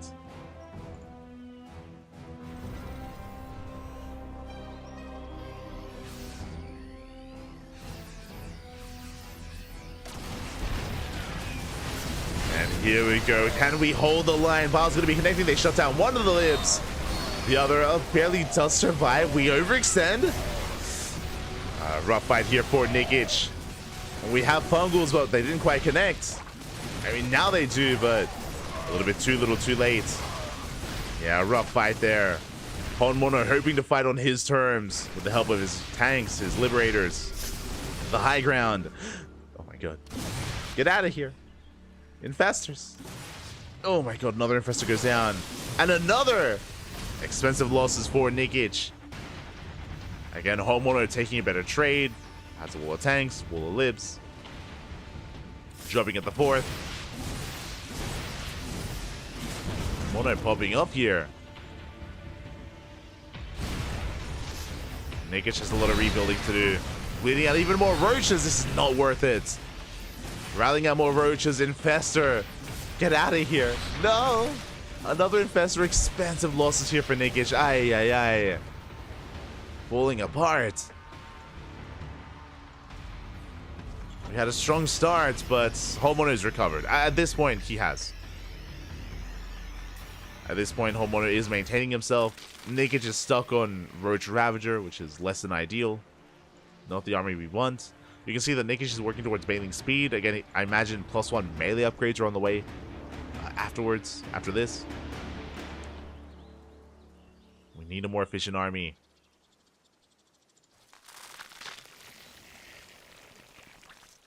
So Honmono goes for a split push.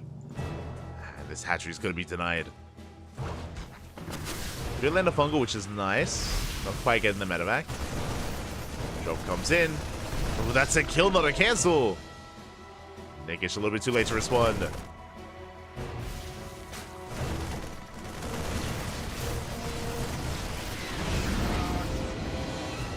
Honmono does dip in, shaves off some lings, denies creep, denies a base. The gold is on the way. Honmono won't be there to deny it. We'll spot it though. It does confirm. Does confirm the base, and yeah, instantly we unsiege, we push forward. Honmono is getting ready for the kill. And Nikic, he's struggling here in supply. Remember, Nikic's supply is inflated with Roach Ravager. So an even supply is not a good thing. Not against a Terran. We lose another Infestor. We get some decent Fungals, but there's not enough. And there's not enough Zerg. We do have Lingbane rolling in. But it is late. Late to the body, connects here with some Marines. Oh my god, barely forcing back the army. Nikic bleeds out a lot here in the process. We avoid the Fungal. Fungal is avoided. Honmono pulling back and getting a fourth base. Nikic barely protects the gold.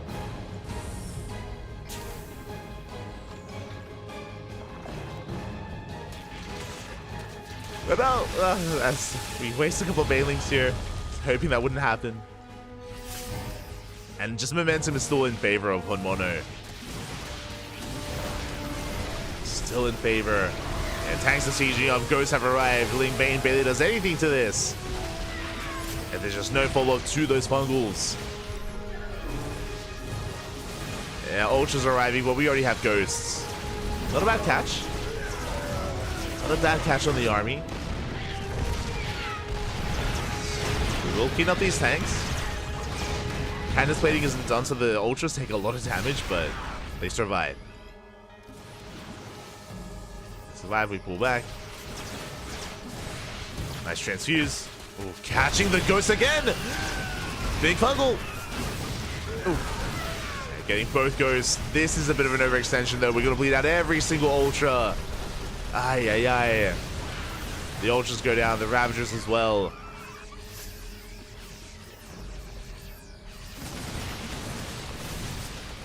With that, Honmono may just have enough. Queens are targeted down. Ultras as well. And Ultras do fall, and this may just be it. drones are falling. Snipes on the Ultra. Lings they cannot engage. GG gets called. And on Mono bounces back, tying up the series 1-1. GG. GG, well played. We are going to the ace match.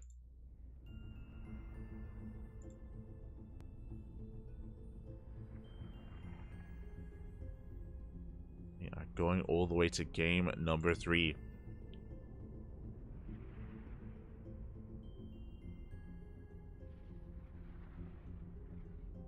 And as we get ready for game 3, we have an opponent lying in wait in the semifinals. It's going to be Cristiano. Cristiano waiting for the winner of this series. Who's it going to be? Who is it going to be? We are getting ready for that ace match.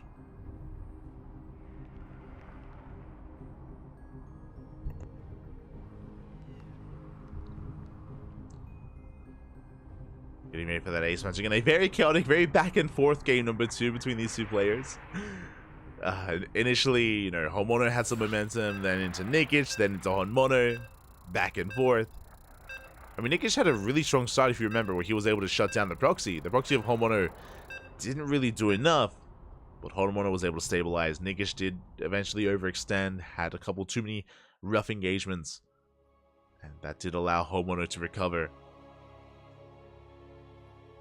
And now we're getting into the ace match. It all ends here. It all ends on Oceanborn. And spawning in the bottom right-hand corner of Oceanborn, we have our South Korean Terran player, the pink Terran representing Team Hyper 1. Tying up the series, forcing the ace match, it is Honmono. And spawning in the top left-hand corner, we have his opponent. We have the red Zerg player, also representing the Platinum Heroes. So we've had plenty of Platinum Heroes players so far in this tournament. The red Zerg from the land of Belarus, the final Zerg player in the entire tournament. It is Nikic. Let's go.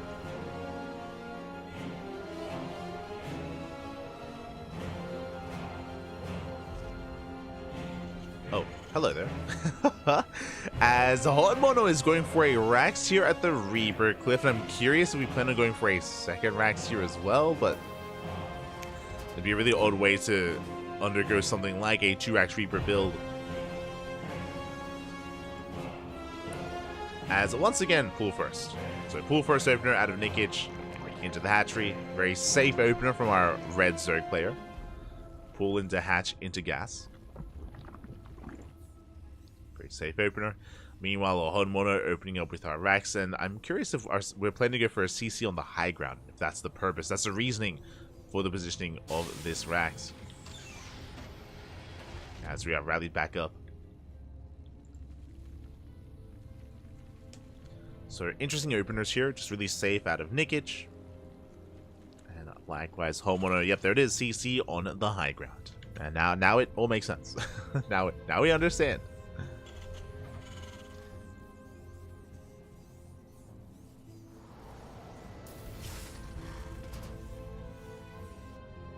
One siege attack on the high ground greater than 40 roaches. I mean, that's the power of the tank, Bobby, and also the weakness of roaches. Like they're not the most ideal units. They don't scale amazingly, unfortunately. Oh, as the Overlord does spot the Reaper, Lings are going to be moving back. Whereas Overlord, okay, does confirm the Rax location. That doesn't quite get eyes on the CC. So Reaper does slip into the mineral line. Can we catch any drones? So far, oh! KDA charge going off. We don't quite get the worker. Does morph into the gas geyser just in time. Lings did race back home. And on the other side of the map, Homono is going for a 3cc follow-up. Third CC is already on the way. So natural is yet to be taken. So very economic follow-up here from Honmono. Ooh, as this is going to be a 3CT 2-1-1. Okay. That is a second Rax, not a starport. So we're going to be fixated on a stim timing. There we go. Stim is on the way. So fast stim into mass bio, into a bit of a later medevac drop timing. So economic variation of No, 16 Marine push. Now with this, we will have a handful of Hellions. Only a handful. I believe it's going to be up to 4 Hellions here for Honmono. Just for some map control. Oh, Reaper does dive in and oh! Do we get a kill? Oh, we barely don't. Whew. That was close. Drone gets away. Third base was delayed, but only by a couple of seconds. Meanwhile, gases are being taken. I think speed is done. That's a really fast second gas, actually. We're not even... Okay. Interesting. Really fast second gas guys are here for Nikic, and I'm curious what the gas is going to be spent on, if anything special.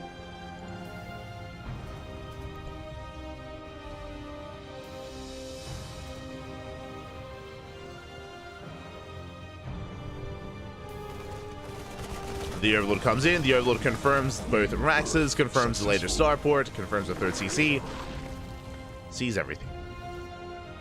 The Overlord does put everything scanned into the main base, doesn't quite reveal the tech, or the fact that there is no tech. No Roach Warren, no Baliness, going for double EVA Chamber first, so a bit of a greedier response by Nikic.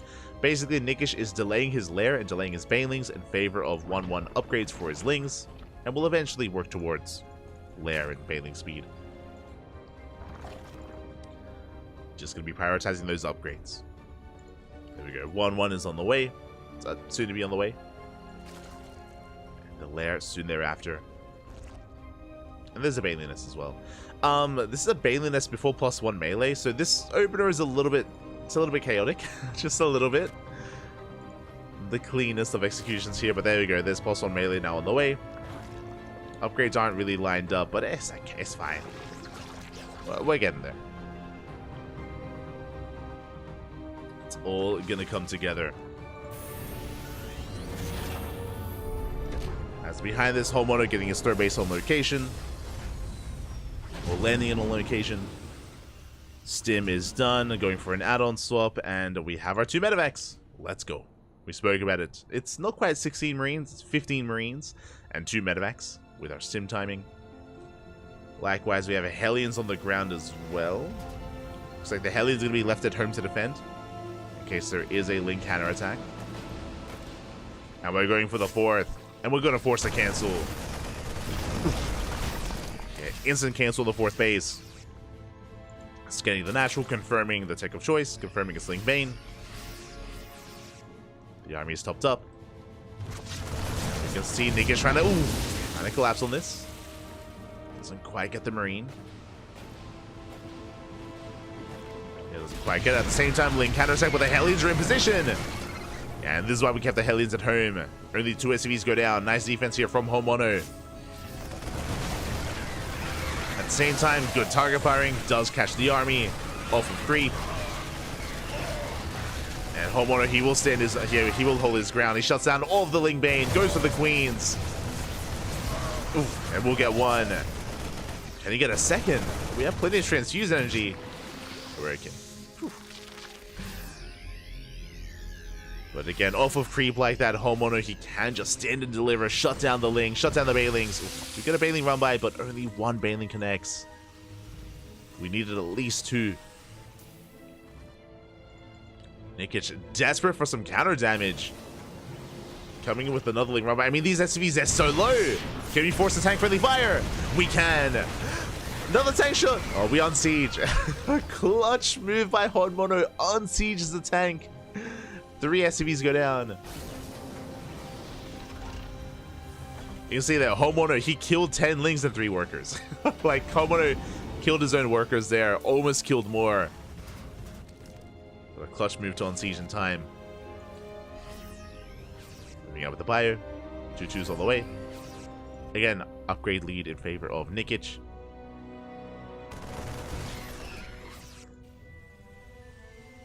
And the Minivaus is spotted. Nikic is aware. He's getting ready with his Ling Bane. Is getting ready.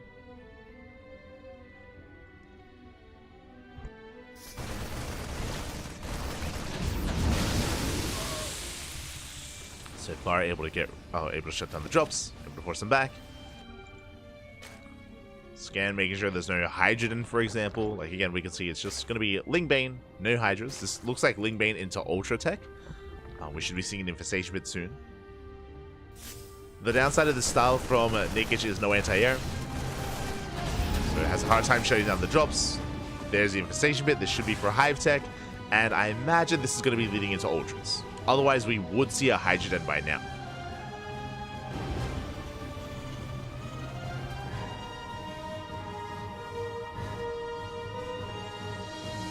Again, Lingbane into Ultras is good, but we do need a good economy to sustain it, is the thing. We need a lot of gas, need a lot of minerals. Our upgrades are looking good. Because once we work towards Ultras, we need Kindness Plating, we need Ultra Speed. And Ultras themselves, they take quite a bit of gas. Oh, the Mind Shot! Big connection. Big connection on those Lings. That's 14 Lings going down. Meanwhile, on the main base, there's the Hive on the way. Still no other tech, no Hydrogen, no Spire. We're waiting for that Ultra Cavern. Meanwhile, more Lingbane amassing. More trying to keep up. I think it doesn't quite collapse in. So far, maintaining his creep here, halfway across the map. Massing up his Lingbane. The Mind Shot! Ooh. Big connection. Connection on the Lings. But Banelings are rolling on forward. And can we get into the mineral line? There's not many SCVs though. And not many SCVs to shut down. We do get us around all these Marines. Not a bad trade. Nikic turning back around. Collapsing on the army. Ooh. Once again a big mine connection. Not a bad Baneling though. A back and forth trade. Nikic does retreat, and behind this, the Hive is done. And here come the upgrades. 3-3 is on the way. Adrenal is on the way. And there's the Ultra Cavern. At the same time, Nikic going for a Bane run back here in towards the third. Tank is exposed. The tank is shut down. And the mineral line. We're getting in. Up. We barely get in. We force out the scan. 5 SCVs go down. We got some damage done, but not the damage we were hoping for. Nikic hoping for a little bit more. Regardless, Nikic is on 81 workers. 23 more Banelings on the way. Finishing up just in time.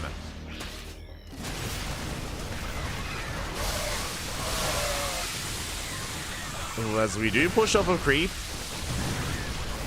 Not quite connecting. Trading with Marauders, that's an ideal big mine connection here from Homono. Nikic bleeding out far too much, has to retreat. Has to calm down. Calm down and make use of all these upgrades. Again, like, once Adrenal kicks in, we're going to trade so much more efficiently. Nikic desperately trying to force Homono to turn back around. We get into the mineral line. Mine shot going up. The SCVs refuse to go down. I mean, Homeowner does have to turn around back home. Does have to turn back around. Fourth base getting up and running. Homeowner is still on 60 workers, but he's building up. There it is, the first wave of Ultras. They're in production.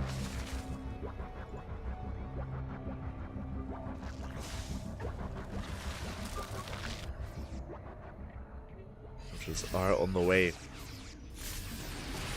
And we don't have ghosts. Like, Homeowner doesn't have the best economy for a ghost transition. It's not ready yet. Homeowner needs more time. Ling's coming in first round. Collapsing on these Marauders. Catching a couple of them. Not bad. Still attempting to chase down the rest. Not quite able to. Nikic pulling back. Getting into Lingbane Ultra. Vipers are on the way. That will help dealing with all these medevacs with parasitic bombs, with abductions. Will help.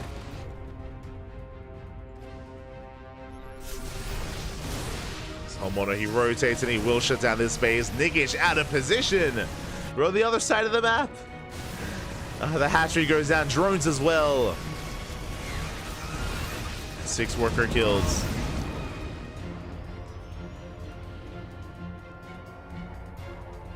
Homeowner pulling away. Rotating over towards the left-hand side. Widowmines are resetting.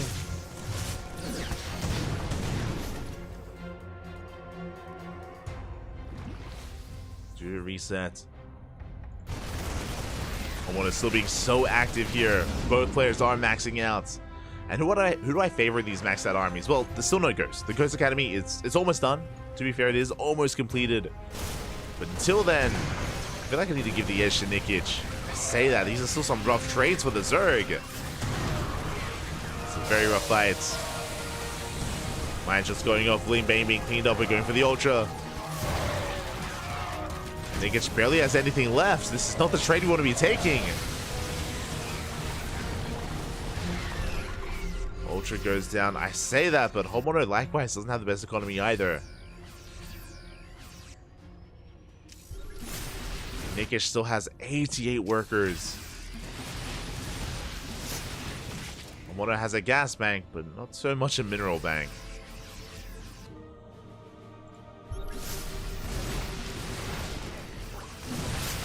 Phone connecting with the Medivacs. Ghost still not available. And Nikic may just have too much. So he is going to be the first to max out. Alright, proceeding, adding some DPS to those libs. Oh! Catching one. One Liberator goes down.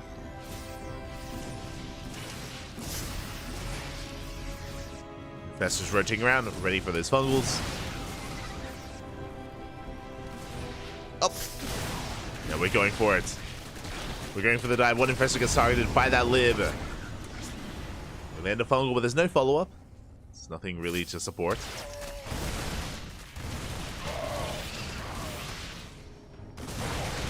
As the army does push forward, Homeowner trying to make a stand. And this is his ideal. Brutal choke point, Simsy working in Homeowner's favor. It does start a step back, but it's still just such an amazing swarm of Zerg here. The Ultras are breaking through. They're trying to at least. The Ultras are on their own. And every Ultra is going to fall. But not without taking a big chunk of bio. Oh, the SCVs! No! SCVs coming back in. Ultras do go down. But at the same time, we're wreaking havoc here at the third. Lasers of the production, Ultras as well. Okay, we do have to pull back. Denying mining at the third. The workers were safe for the most part. You can see at 21 SCVs, we are oversaturated. We did pull away from the third base, but we kept the workers alive. Did keep them alive. Spire Tech, that'll help. Spire Tech for Corruptors, potentially Brood Lords as well. Will help.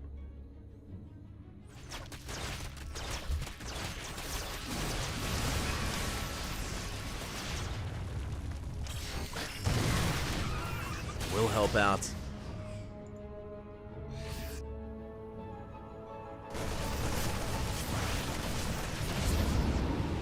Like goes Homeowner dropping his heart out. Catch some lings. Hoping to keep Nikic busy while Homeowner tries to reestablish himself with Liberators, with Ghost production. Homeowner is attempting to expand, and if he can get this base up and running, then, I mean, hey, we can bounce back. But without a command center, it's a different story. Show us the power bombs. Oh! We do land them. 2 power bombs on the army. Medivacs do go down.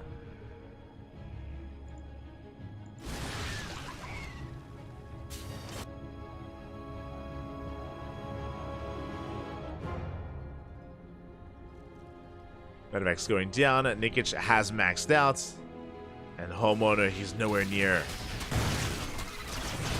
And once again, going for the production. Going for the Tech Lab Raxes. Bane rolling in. Ultra's closing that gap, getting on top of the army. The army barely stands tall, but that's a kill in the CC, a kill in the third base. And Nikic, have we finally done it? Have we broken the back of Homeowner? It was not easy. Not easy whatsoever. See here, even Homeowner fighting back as hard as he can. Rallying in with the Marines, with the Marauders. He's getting caught out. Liberator sieging up on the high ground. We are going to be able to protect the the main base at least. But the Ghost Academy. The Ghost Academy falls. The Armory as well. These two lives, they've gotten so many kills. 13 and 14 respectively. They've done a lot for themselves. I'm waiting for some power bombs or for some fungals or both. There we go. Oh, speaking of. Is sniping Infestor. Then there's the fungal follow-up. Let's go. Still not enough to kill him, but there we go. Second power bomb. We'll finally bring them down. And now we can go for the kill. Now we can go for these fringe bases. The planetary. Oh my god. It's mine shots. The planetary Homeowner has one base remaining, and we're going for it. The Ultras, they're coming in for one big hug. They just want hugs, Pappy. They're getting stuck with each other, but the planetary will fall. SCVs are somewhat saved. GG, and Nikic will take the series 2-1, advancing onto the semifinals. GG.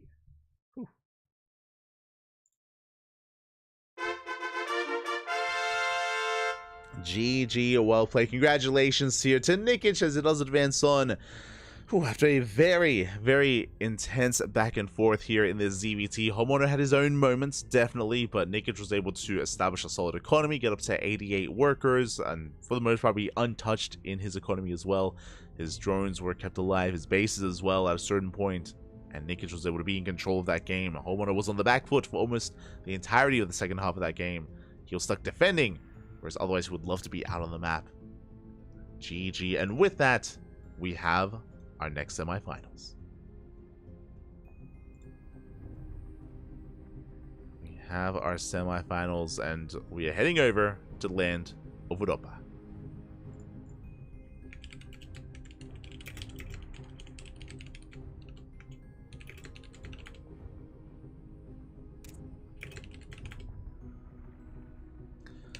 Let's message our players and head on over, because we have a player that has been patiently ready and waiting for quite some time. Exclamation mark B in the chat if you guys want to have a look at the back of yourselves. Heading on over, a big result from Holden. Holden, he took a map. He took a map of Cristiano. Cristiano, he is the favorite player in this tournament. Cristiano is a beast. Cristiano is an animal. And specifically, he's a tuna, for those curious as to what kind of animal he is a tuna. And Cristiano, he has won this event time and time again. But for Holden to take a map is impressive. Very impressive stuff there out of Holden. Again, he has been on our radar as of late, and has been getting better results in these tournaments. So really nice to see him force Cristiano to the ace match. In the end, though, Cristiano could not be stopped, and now he's up against Nikic in those semifinals. Let's go. Let us go.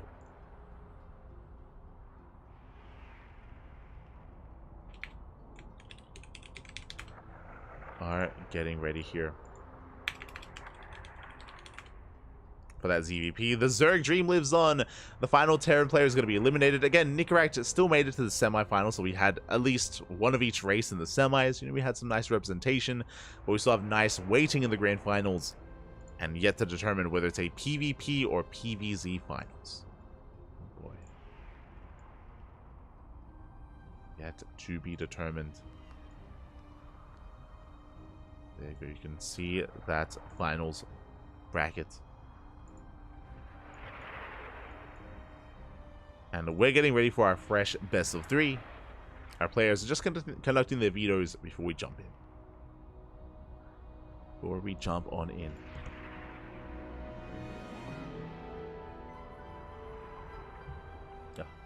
The hug-a-list. Oh, just wanted some hugs back. Like Homeowner was a better player though. Homeowner was very aggressive, that is true, and there were definitely good moments for him where he was able to snipe queens, able to trade well against the lings, able to deny the first fourth, if you remember, did deny the first fourth base, but outside of that, he just wasn't really able to achieve too much damage there. For the most part, Nikic was able to keep up with the drop play, keep up with the aggression of Hon Mono, didn't really take too much economic damage. So as we mentioned before, like, he didn't really take too much economic damage. It was Hon Mono on the receiving end there, on the receiving end of things. So Nikic was able to get away with his play and rush towards Hive, towards Ultras. As is being said earlier, it took a while for Ghost production to really come into play. Took a while for that to happen. By the time it did, Hon Mono was already on the back foot. It was already, you know, stuck with a bit of a worse economy and having some rougher trades. And with that, we're getting into our semifinals. Let's go.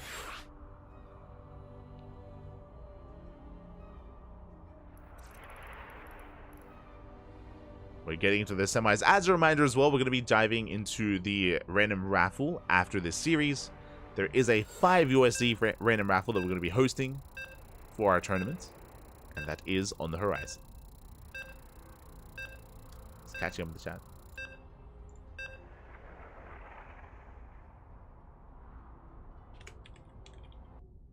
Oh, hello, unskilled human.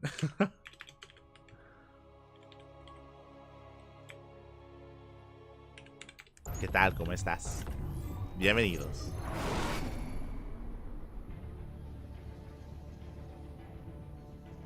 As we are selling into our into our second semifinals of the night, and spawning in the top left-hand corner of Oceanborn, we have our red Protoss player, representing Starlight Twinkle from the land of Poland. It is Cristiano, the sparkling tuna himself. And spawning in the bottom right-hand corner, we have the blue Zerg player, representing the Platinum Heroes from the land of Belarus. Just took down Hon Mono in a clutch series there in that best of 3. Can he go even further? Can he represent the Zerg race in the finals? It is Nikic. Let's go. And if you're in the chat, I apologize, I missed it in the previous semifinals, but predictions. I will do my best to set up predictions in the chat so you can place your bets on who you think will make it to those finals.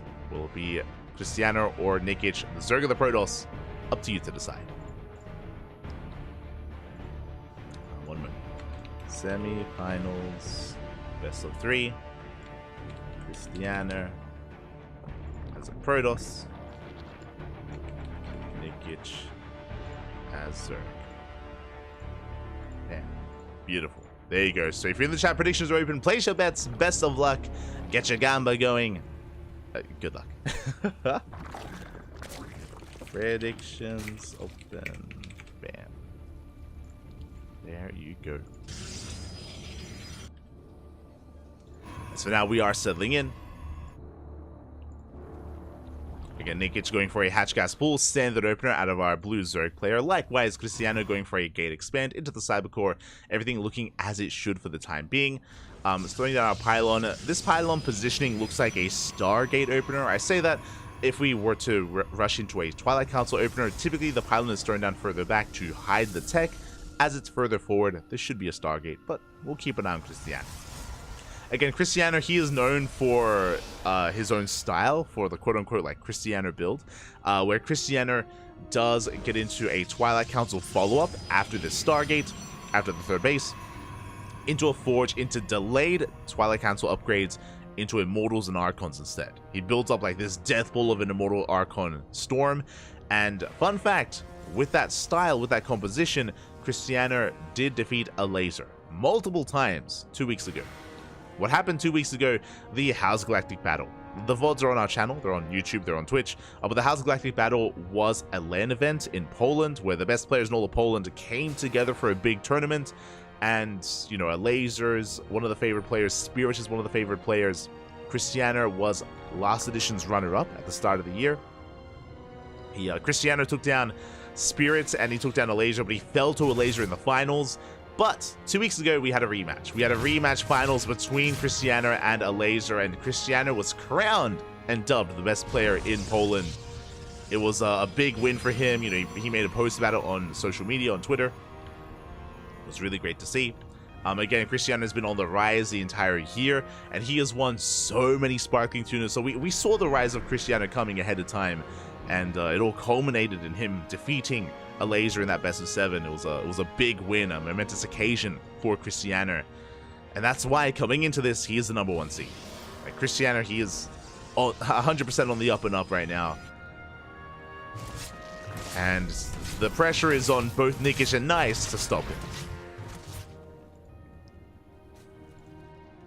You know, can Nikic do what a laser could not? I'm here for it.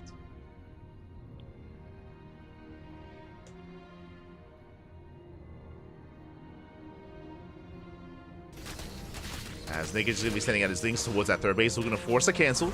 But Adepts do warp in time. We do defend. At the same time, Oracle gets across the map. And, oh, very little to defend at the third. Yeah, Queen's out of position. 2 drones go down. Did I say 2? We almost get a third, forcing out another Spore Crawler. Nicely done so far here by Cristiano.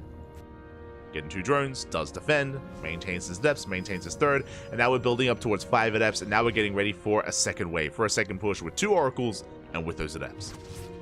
And here they come. Adepts are on the way. Again, this is just to apply some pressure, to apply some harassment, and there is the follow-up, Forge and a Twilight Council. This should be for +1, and I'm assuming we're going to delay our upgrades. I'm assuming we're going into a Temple Archives and a Robo. We'll see. There's the Robo. We'll wait for the Temple Archives. As Adepts say, do shade behind the mineral line. This is a brutal position here on Oceanborn. 3 drones go down. We kite back against the Lings, shaving off as many as we can.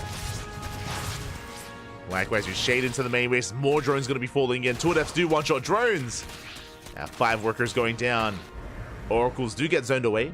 You know, thankfully for Nikic, he does deal with the Oracles, but the Adepts, they trade 5 for 5. Sorry, yeah, 5 for 5. They also get 9 workers. Sorry, 9 Lings. Oracle dives in. Ooh, he's going to be forced back. 7 drone kills in total.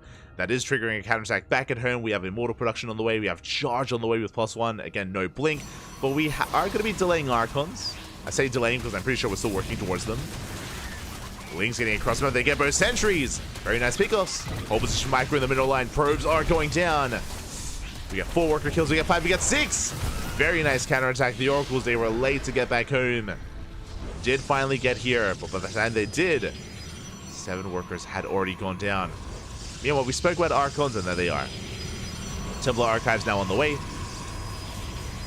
Slightly later Temple Archives this time from Cristiano, prioritizing Charge. And he's already building up his Immortal count. Now, this style, this composition from Cristiano is very Immortal reliant. We build up Immortals really early on, and we move out with, I want to say, 5 Immortals. It's like a 5 Immortal timing with 2 Archons, a massive amount of Zealots. It hits like a truck. Does hit like an absolute truck. We'll see if we hit a little bit earlier, though, as we delay Immortal Production for the Warp Prism. Warp Prism already on the way. The Oracles do rotate away.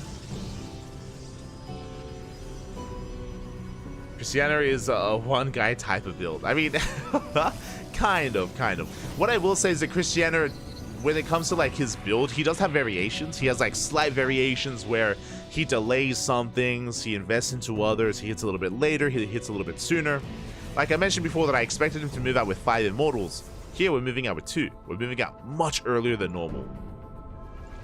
Which is why we prioritize Charge, right? We prioritize Charge for this timing, for this push. Moving out much earlier. We have our 1 Archon morphing in. And we have 2 more already done. And can we catch the Queen? We can. 1 Queen goes down. Banelings are rolling in. Hydras have arrived, but ooh. We're going to get a lot done. And the Archons, they go to town. The Zealots, they get on top of the Hydras. GG gets called as we are not ready for this. A brutal fight in favor of Cristiano. And Cristiano takes game number 1. Whew. GG.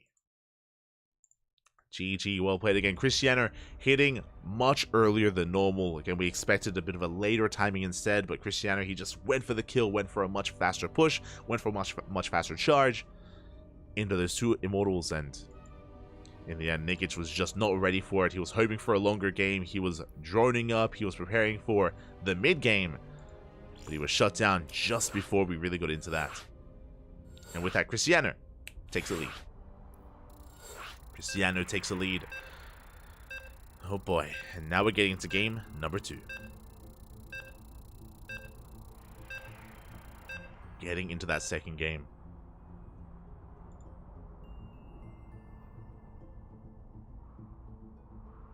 We'll see where this takes us. We'll see how Nikic adapts here to Cristiano.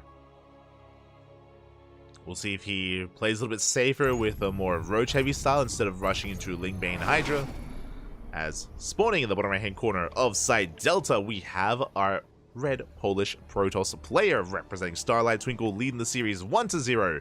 It is Cristiano. Sparkling Tuna himself. And spawning in the top left-hand corner, we have some... Oh, paused. Never mind. Looks like we're experiencing a little bit of latency. Hopefully it clears up. Again, we had some lag spikes earlier in the day, if you remember, with some of our players.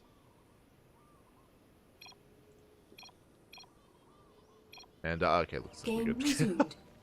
Looks like we're good. As spawning in the top left-hand corner, we have our blue Zerg player representing the Platinum Heroes from the land of Belarus. It is Nikic. Down in this series, we'll see if he can bounce back. See if he can bounce back here.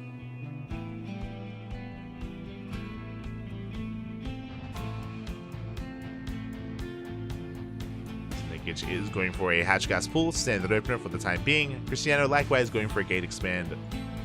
Probe is being sent out.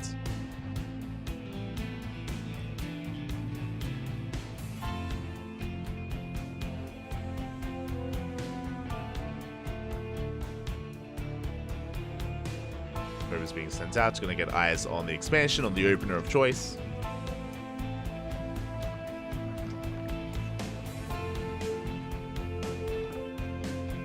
Likewise, back at home, Cristiano just going for his expansion, settling on in. Once again, I don't expect Cristiano to deviate. I don't expect much deviation from Cristiano. I expect another Stargate. I expect into Forge, into Twilight Council, into Charge. Maybe we delay Charge a little bit this time and go for faster Archons. Again, we'll see like how he does order his tech.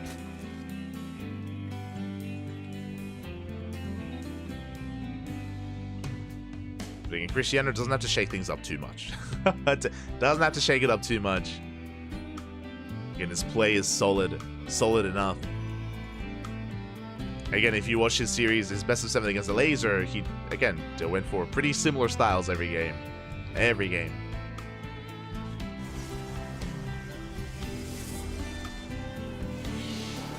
It was a Laser that was trying to catch Cristiano off guard. A Laser was trying to go into, you know, fast Spire into Mutas, was trying to go Ling into Hydra into fast Lurkers, was trying to play standard like Ling Bane Roach Ravager.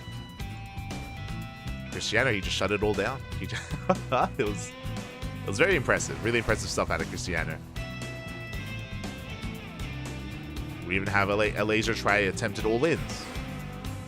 Did not work out either.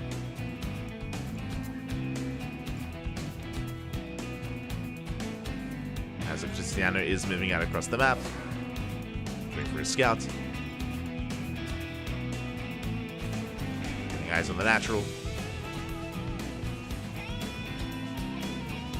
We have our tech of choice again. It's going to be a Stargate opener into our Oracle. And we'll see if it's going to be double Oracle again or if we go up to 3. Go up to triple Oracle instead. So Cristiano is building up.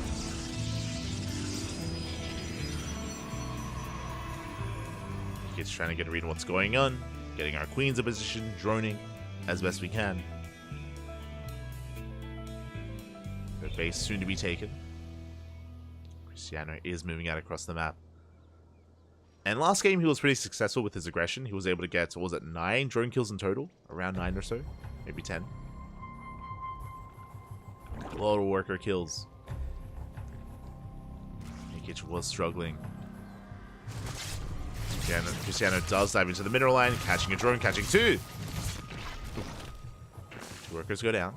Cristiano pulling back.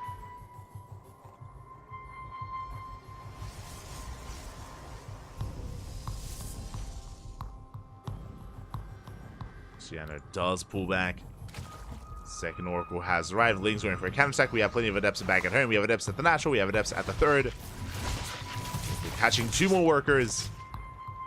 As I say 2, we catch 3. Ooh, 5 in total. Already a very nice start here for Cristiano. Nikic going for a much earlier lair. Hello.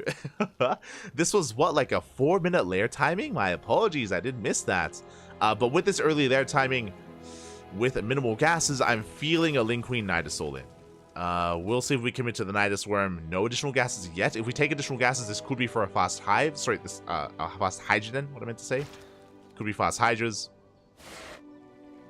But I don't see gases. Lair is done. Queens are amassing. Lings are amassing as well.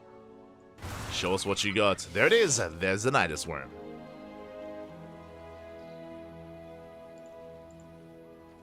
Nidus Worm is on the way.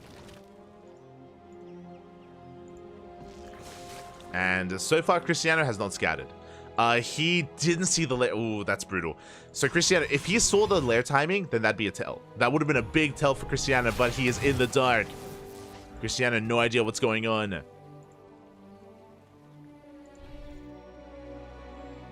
No idea of the all-in that's coming his way. Again, just purely queens, purely lings. We cut workers at 36.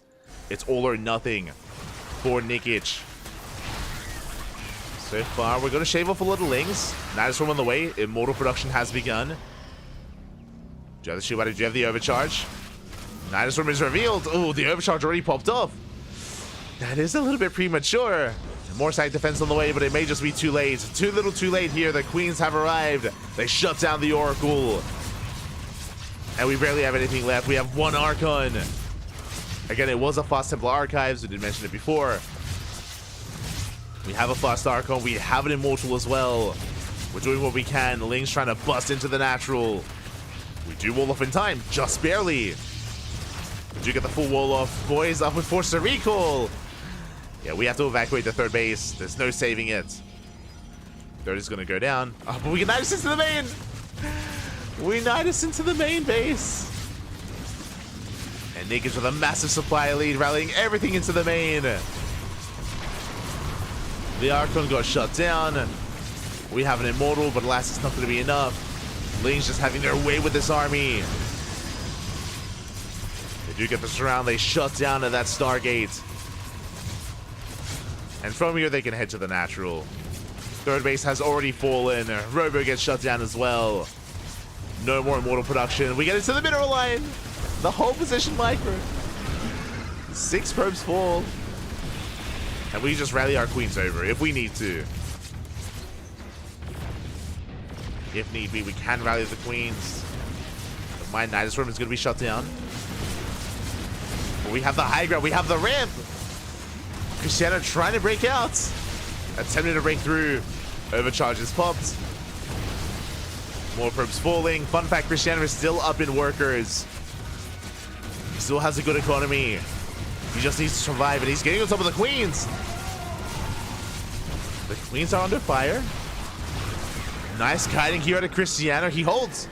Cristiano is holding. Very impressive so far.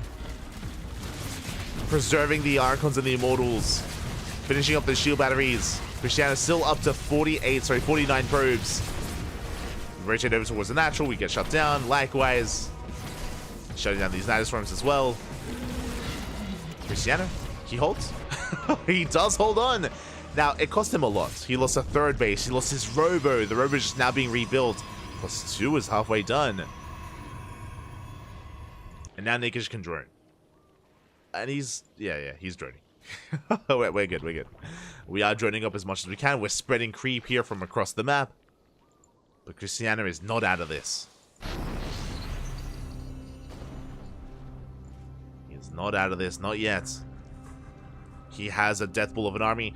Fun fact, in a head-on fight, I want to favor Cristiano. I do favor this army a little bit. I would favor it more if he had a second Immortal. If he had 2 Immortals, then he could break through this. With only 1 Immortal, he has to be very careful with it. He has to make sure it actually adds to the fight. It actually collapses on these roaches. We are moving out. Nikic does spot the main army. Queens are coming together. No Ravagers. Only Roachling. Roachling Queen. Cristiano pulling back. Oh, unable to expand. Nidus were into the main. Uh-oh, and Cristiano, he doesn't see. Doesn't spot the Nidus. Cristiano has no idea, and does he have a recall? No recall in the main. No recall in the natural. That's where it finishes. Roaches, they file in. And there's that recall just in time. We'll protect the main. At the same time, Roach is headed for those transferring workers, or long-distance mining workers.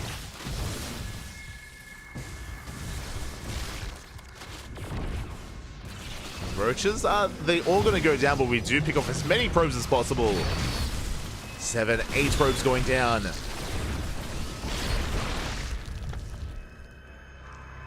We get 10 workers in total. Still creep in the main. Because of this creep, we still have vision. We can still threaten Nidus Worms. Like, we can just throw down Nidus Worm after Nidus Worm in the main base. He gets rotating in. Oh, running into the army. Has to be careful. There's another Nidus Worm in that main base, and Cristiano still no vision. That Doesn't spot it. Gone. Looks like we're going to the late game. He's a deep enjoyer. He's got every time. Diva whispering sweet nothings into Cristiano's ear. Here we go. We're committed. We're pushing out. We don't even care. Roach is a bust into the main base, but Cristiano, he's pushing in. But there are so many roaches. Do we have enough? Do we have enough roaches to defend? Zelce collapses over the queens. Queens, they will transfuse. They buy some time. Nice force fields. And no Ravagers. No Ravagers to deal with the force fields. Roaches get locked down. Queens are going down left and right. And Cristiano, it looks like he's done it. He has snowballed out of control. With additional Archons. With a massive +2 timing. With a massive upgrade advantage. GG gets called. Cristiano, he does it. He survives the Link Queen Nidus all in, and he will advance on to the grand finals. GG. Oh my god. Bappy. GG, well played. Congratulations to Cristiano for taking the series at 2-0, advancing onto those finals. Very impressive. Things were looking dire. I mean, again, the third base went down. We were wreaking havoc in the main. We shut down the Robo. We were going for non-stop Nidus Storms into the main base as well, crippling the economy. But Cristiano, he had the upgrades. He had +2. He had preserved his Archons and Immortals. He had charge. Everything he needed. Was able to move out across the map, snowball out of control. A mass Ling Roach army is just not very efficient. It doesn't really hold its own. Doesn't really have too much lasting power there. And yeah, in the end, you did see Nikic getting outscaled. GG. And it wasn't just that, it was also Cristiano being very careful with his workers. He was able to preserve his probes time and time again, able to minimize his losses despite so much chaos, despite so much going down, despite so much going wrong. Cristiano kept a cool, calm, and collected head. Very impressive stuff here out of Cristiano. GG, well played. There's a reason why he is the best player in Poland. There's a reason why. And yeah, that was a wild series there. A wild game. With that, we are down to our grand finals. Down to the grand finals here. It's going to be a best of 5 between Cristiano and Nice. Let's go.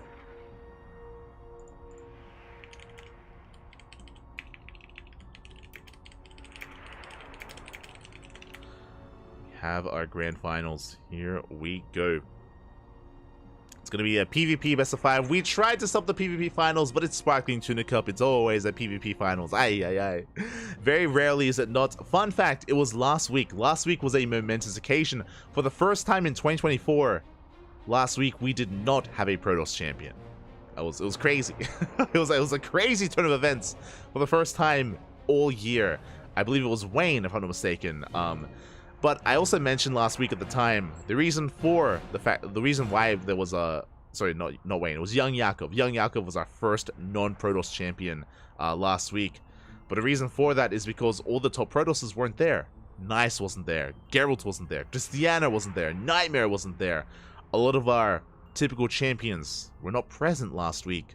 I think because of House Open Cup, the House Galactic Battle as well. So we'll see if Cristiano can reclaim his throne. Meanwhile,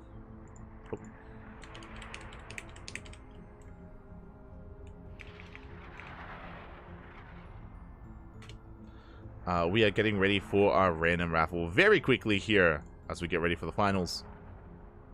Quickly just double checking.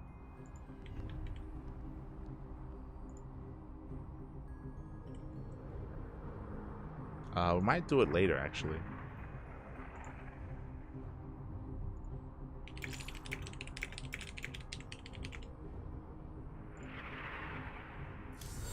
We might actually do the raffle after the finals. Yeah. We'll do the raffle after the finals as we have our finals ready for us. We're headed on in.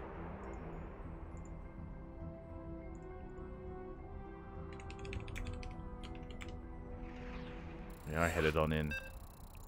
Let's go.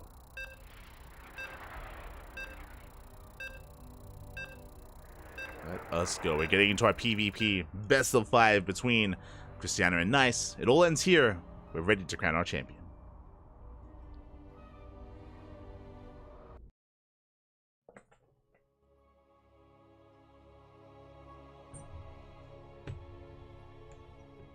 So on a collision course ever since the bracket was revealed. True. They could not be stopped, baby. They couldn't be stopped. And here we go. We're diving into the finals and spawning in the top left-hand corner of Oceanborn. We have our blue Polish Protoss player representing Starlight Twinkle. Oh, he is coming in off the heels of a House Galactic Battle Championship. The best Protoss. Sorry, the best player in all of Poland. The best Protoss as well. Kappa. It is Cristiano. And spawning in the bottom right-hand corner, we have his opponent. We have the Taiwanese Protoss player. Protoss from Taiwan. The red Protoss representing himself, currently teamless. It is Nice. The best player in all of Taiwan. And if you're in the chat, predictions will soon be open. Predictions will soon be open in the chat, so you can place your bets. Actually, they are currently open in the chat, so you can place your bets on who you believe is going to be this week's champion. Will it be one Protoss or the other? Will it be Cristiano or Nice? Up to you to decide. Predictions open. Predictions are open. And as we settle into this game, a big shout out to Andrew0125. Thank you so much, Andrew. Thank you so much for subscribing with Twitch Prime. Glasses, purple glasses. Thank you so much for the support. Thank you so much for subscribing. Hope you enjoy your emotes. Hope you enjoy the content. Hope you enjoy the casting. Again, we just recently, today, got some new emotes. There's some new emotes in the chat, so if you want to use them, they're available to you. There's a beautiful duck with ramen. We have a duck eating ramen. We have a degen duck as well. Let's go. It's beautiful. It's beautiful. So enjoy. Thank you so much. For now, 2-gate opener. 2-gate opener at a Nice. 2-gate opener at a Cristiano as well. We can see Cristiano cutting some corners. What I mean by this, with our opener, it's going to be double Stalker at a Nice, and Cristiano is skipping his second unit. So in skipping your second unit, that means what? That means you can afford a faster expansion. It means that we're cutting some corners and expanding a little bit faster here for Cristiano. We are taking a faster Nexus. Can be a risky move, bearing in mind that Nice will have a lot of DPS, a lot of firepower available with these initial Stalkers. We'll see if Cristiano can survive the aggression of Nice. As you can see, we're rallying across the map. Stalkers are moving out, Adepts thereafter. Nice is going to be the aggressor, and Cristiano is going to be the defender.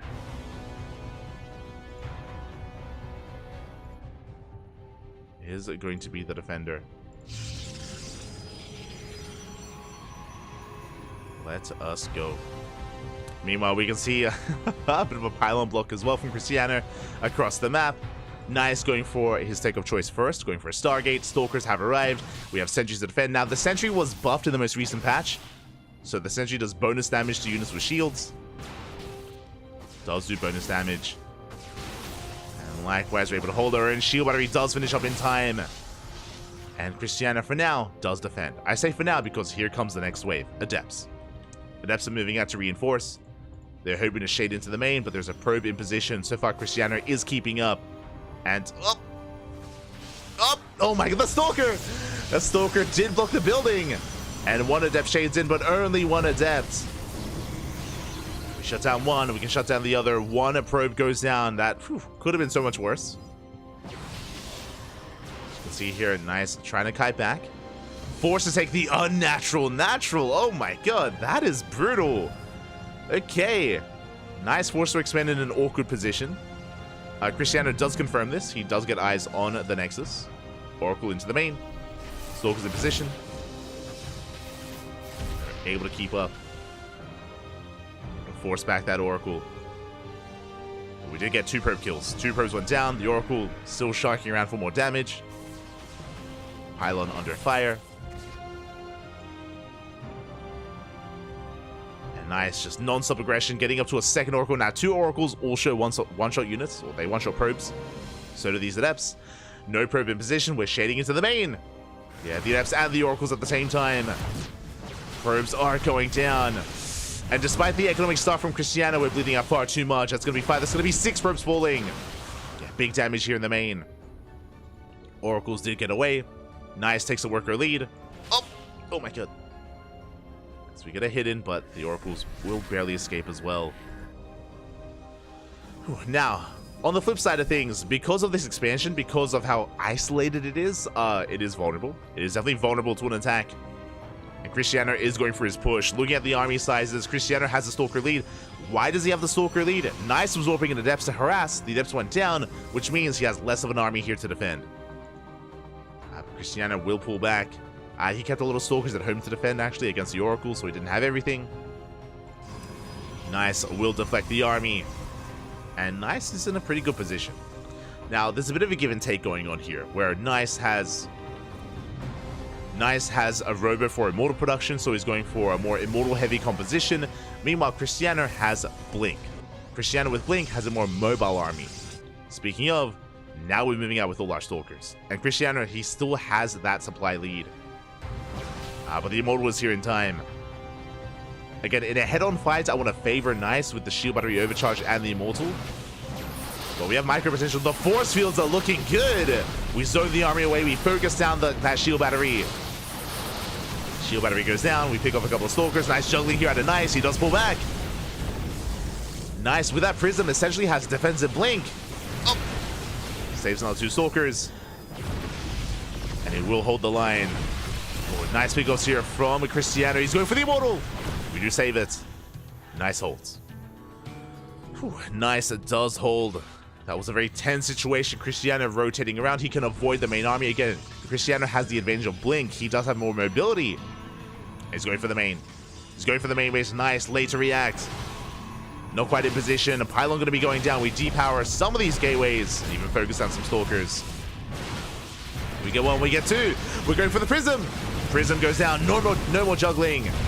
Can we get the immortal? This is going to be a rough trade. The immortal will fall. At the same time, across the map, Oracles, they got 6 probe kills. And the Stalkers, they blink down to the low ground. Yeah, that was a rough trade. That's been 7 Stalkers going down so far. We did get an immortal. 4 more probes.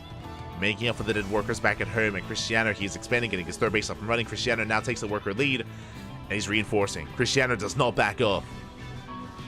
I mean, there's no Prism, which means this immortal's vulnerable. There's no more juggling. There's no more micro potential. Cristiano knows that. He smells blood in the water. He's going for the kill.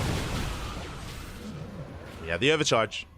Overcharge is popped. Dark Shrine on the way. Nice. Doubling down here, taking a risk, taking a chance.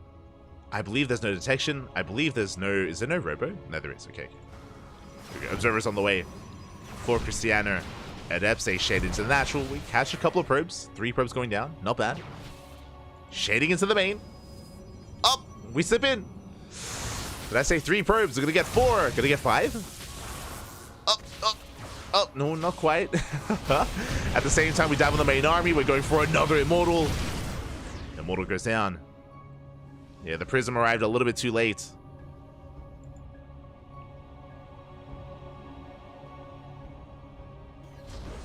Did arrive a little bit too late there. The Dark Shrine does finish. We can warp in some DTs. But the reality is that we have detection. How many observers do we have? 1. Ooh. No! We had 1! But the 1 observer gets sniped. Okay, we have a backup observer on the way, so we do have some detection. Cannons are finishing up as well. We scattered. Yeah, we scattered the Dark Shrine earlier with the Adepts. Sorry, my apologies, I did miss that. But when the depth shaded in, they did scout the Dark Shrine. And cannons are on the way in every single mineral line. Now, DTs, with enough of them, we can focus on that cannon. Speaking of, DT on the right-hand side. Gets 4 probes. Not bad. DT slipping in between the bases. Forcing a big reaction. The army is rotating over. And that is making an opening here for Nice. Nice pushing on the right-hand side. As the army is distracted. We can see Cristiano. He's busy here at the natural. And can Nice find an opening? Cristiano supply block forced to overcharge. Within out 7 probes. But we do recall back home. Not too confident about a fight. Nice does get the hell out of there. Again, because of the economic advantage that Cristiano has had so far, even with all those worker kills, Cristiano, he's just eclipsing Nice in supply. Thanks to his economy. We got Mass Charge, though, Mass Stalker. This is going to be a tough hold for Nice. The DTs, they needed a little bit more damage. They needed to get more done, and we're diving in. We focus on the shield battery, no overcharge. Oh, we catch some Stalkers, though. Nice force field. Do catch a couple of Stalkers, forcing back the army. Bearing in mind that Nice has a smaller army, but he's got Archons and Immortals. Now, Archons are ideal against Zealots, Immortals are ideal against Stalkers. His army quality is better. Does have a greater value army. He don't have the quantity, but he's got the quality. In saying that, I do think that Cristiano can still overwhelm Nice, so Nice has to be careful. Let's have to be very careful here. As Cristiano is staying on a low gas count, you can see no gas at the national, no gas at the third, no gas at the fourth. Just mass zealot. Just pure zealot here to reinforce. Again, that's why Cristiano has a large army. Because it's cheap. It's just pure minerals. Let's go. And we'll see if we can make this swarm toss style work. The swarm is here. Zelze coming from behind, but the Archons are in position. Yeah, we have to back up. Like these Archons, they just annihilate Zealots. So far, they're doing well. Stalkers are coming from behind. They try to collapse on this. They're going straight for the Archons. Yeah, nice target firing. They get 1. We're trying to go for the second Archon. It's going to cost us a lot. We do barely get it. And without the Archons, we can break through. Yeah, the Zealot army, they can break through this defensive line. Nice target firing out of Cristiano, getting those Archons immediately as quickly as possible. And we break through. GG gets called. Cristiano takes game number 1. Whew. GG. GG, well played. Cristiano does take a lead here. Well, that was a very intense game 1. Back and forth for both players here. Likewise, we also have to... Another reason why I'm delaying the random raffle a little bit here is because WTL. World Team League is starting up in a couple of minutes. Thankfully, Cristiano isn't starting, but Starlight Twinkle is. Starlight Twinkle is playing first, and Cham is the first player, thankfully. Cristiano is the second player, so we have a little bit of time. But we don't want to overlap, because, you know, WTL is a very important tournament here for Cristiano. So we don't want to overlap. We gotta go, Pap. We gotta send it. We gotta speed things up and get things going. For those curious, we will cast World Team League right after this. So Cristiano isn't just playing in World Team League, we're also casting it. So right after this tournament, right after this cast, we will be jumping into WTL, just as a heads up. But here we go, spawning in the bottom right-hand corner of Golden Aura, we have our blue Protoss player representing Starlight Twinkle, leading the series 1-0, but it's a best of 5, plenty of games ahead of us, plenty more to come. It is Cristiano. And spawning in the top left-hand corner, we have the Taiwanese Protoss player, the red Protoss representing himself, currently teamless. It is Nice. Nice.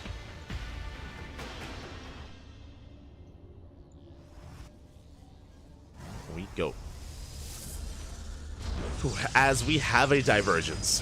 Cristiano opening up with a gate on the high ground, Nice with a gate on the low ground. So this is a sign that Nice is looking for an economic build for a bit of a max packs. A gate expand. Gate expand, we'll see if he takes a second gas geyser or not. Could be a gate, cyber, stargate, then an expansion, regardless of the economic. Oh, paused. regardless of economic build. So we have a bit of a pause. Meanwhile, Cristiano is opening up potentially with a 2-gate opener, which can lead into a 1-base all-in to punish the greed of Nice. So there's a bit of a give and take.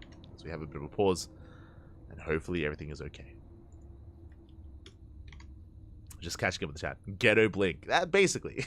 The War Prism is Ghetto Blink. I mean, it does the job more often than not. It's pretty good. It's pretty good. Game resumed. It looks like the issue has been resolved. You know, maybe a knock on the door. Maybe some Uber Eats has arrived. You know, getting our food. It's possible. Ooh. As for now, there it is. It's going to be a 2-gate opener for Cristiano, which means we have access to a 1-base all-in. You know, if Nice is indeed opening up economically and it's only 1 gas, guys, so it looks like Nice going for the Nexus. Yeah, gate expand. This is the greediest build you can go for in PvP. As a heads up, this is the straight up the greediest build in PvP. Nice, cutting a lot of corners. And if Cristiano realizes what's going on, if he pieces it together, which he will with his probe scouts, we can respond with a proxy. There it is. Does confirm the Nexus, does confirm the timing of the Cybercore. My eyes are on this probe. So is Nice. He will chase it down. He will follow that probe to make sure that it is not up to any shenanigans. And Cristiano, do we throw down a Robo? That's really what I'm looking for. If we throw down a Robo, there it is. 1-base all in. 1-base all in by Cristiano. He sees the greed of Nice. He's like, mate, do you know who I am? You're really cutting corners against me, Papi? You're crazy. Let's see if he can. Let's see if Nice can pull it off. Again, this is even greedier than what Max Pax usually does in this matchup. Max Pax goes for a 2nd gas into a Stargate first for defensive Void Rays, then into the Nexus. Like, even Max Pax rarely does this.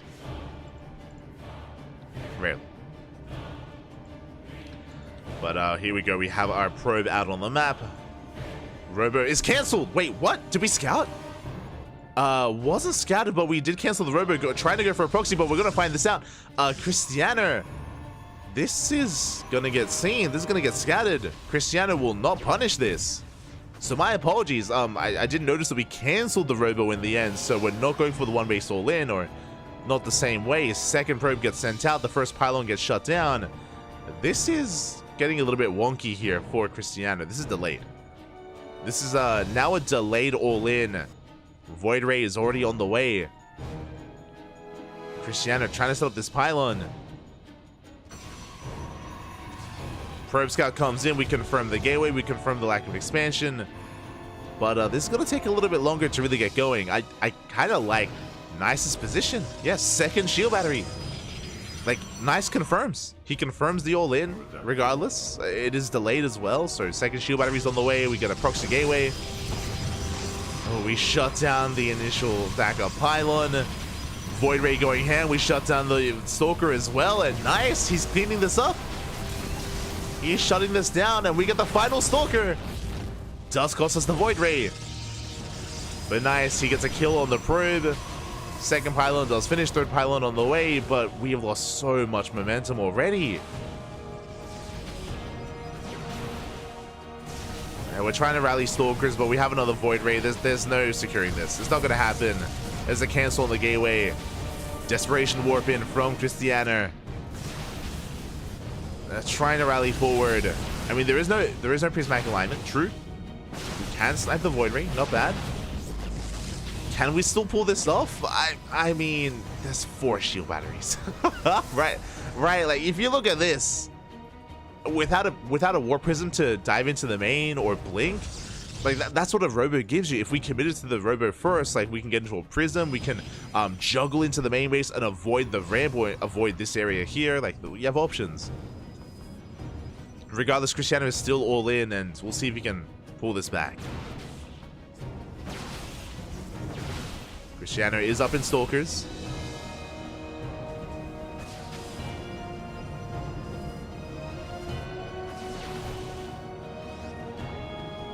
Is up on Stalkers. Does focus on one of those Stalkers as well. Oh, almost beating out one. Whew.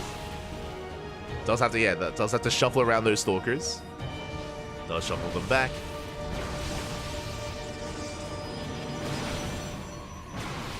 Moving on forward. The Stargate is under fire. No, where's the Void Ray? Where's the back of... Okay, we're going Immortal. We're going for the Immortal instead. Stargate gets shut down. Immortal has arrived.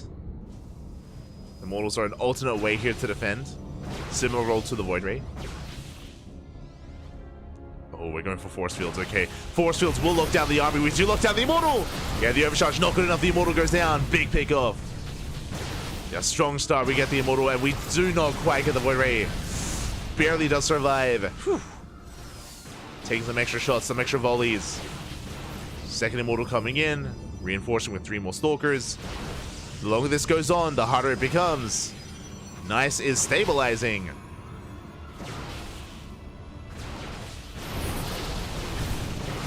Stabilizing here. We try to collapse on the Immortal. We will not get it. It will not be focused down. We get the Void Ray at least. But we're bleeding out too many Stalkers. We're bleeding out too much. Oh, the Prism has arrived. GG gets caught. Nice defense. He holds. And Nice ties up the series 1-1. GG. GG, well played. This will not be a one-sided series. This will be a back and forth. This will be a back and forth here between Cristiano and Nice. Again, Nice able to get into a very greedy build. It did survive the all-in. Cristiano, his all-in was delayed because he was second-guessing himself. He went for the Robo first, then changed his mind, tried to set up a proxy pylon across the map, but it got scattered. Like, it was a delayed all-in from Cristiano, and every moment counts when you're defending against that. Every moment that passes is a moment in favor of Nice, the defending player. So Nice did eventually settle down. He overwhelmed, and Nice defended. GG. GG, well played. We're going to game 3. We're headed for game 3 here. Let's go.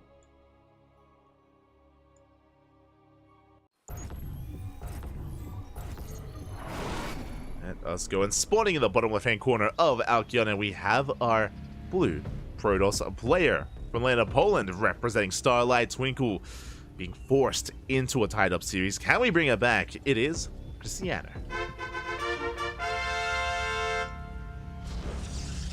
And spawning in the top right-hand corner, we have the red Protoss player representing the land of Taiwan, as he is teamless. It is Nice. Fighting back and tying up the series. Whew. Let's go. We have a back and forth. We have a finals. We're here for it. We are here for it. As we are setting up for our 2-gate opener from Nice and Cristiano. 2-gate openers on the horizon. As we are settling in.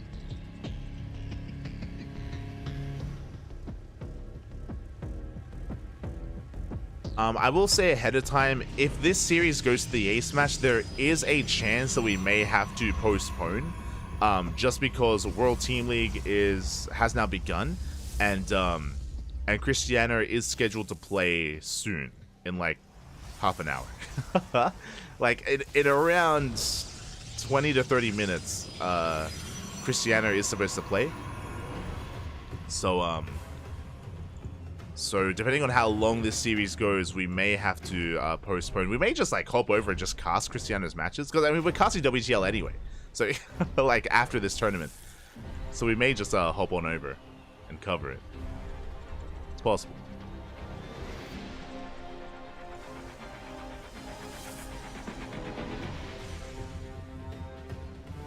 So here we go, Cristiano. Is it going to be scouting? Does confirm the pylon is missing. Uh-oh, and we can see Proxy Robo. The pylon is missing in the main base, the proxy towards the left-hand side.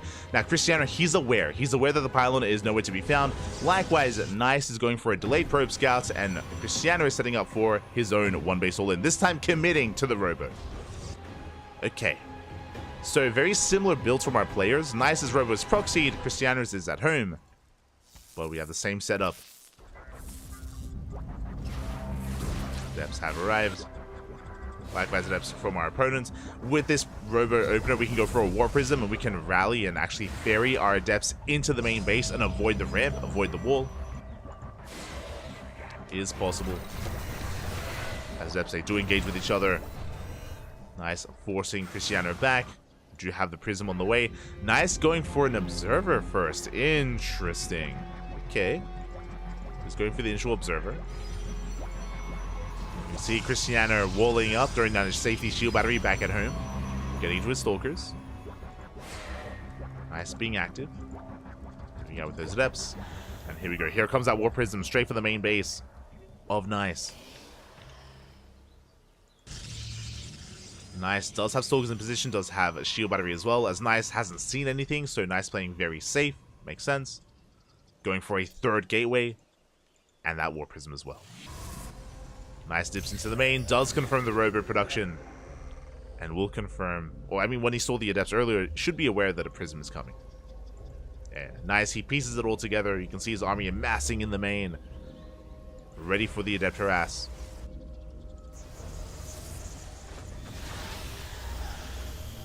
Nice, will deflect Cristiano. Behind this, Immortals are amassing.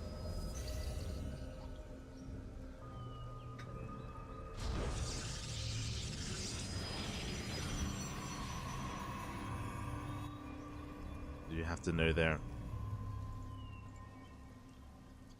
This Cristiano is going to be rotating back in. Those Adepts. Oh! Not quite. Forced to pull back.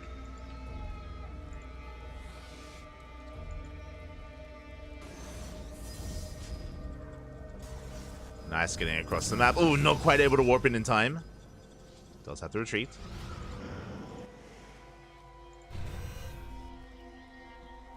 Nice, force back. Cristiano is moving out. How many Immortals do we have? Okay, it's going to be 2 Immortals with the Warp Prism, Sentries, plenty of Stalkers as well on the ground. The army supplies are quite similar with each other. The Prism! Doesn't quite get caught out. We do have eyes on the Warp Prism. Just very careful positional play here from both of our players. You don't want to bleed out anything. Not yet. And pretty similar army sizes as well. Nice, up in Stalkers. Cristiano up in Immortals. Speaking of, Immortal drop into the main for both players. Cristiano towards the main base of Nice. Nice towards the main of Cristiano. Armies are racing back home. Still 1 base versus 1 base. Yeah, we just spot the army. The Prism! Oh my god. Okay, we pull back in time. Meanwhile, across the map, we do snipe a pylon. Good pick up there from Nice.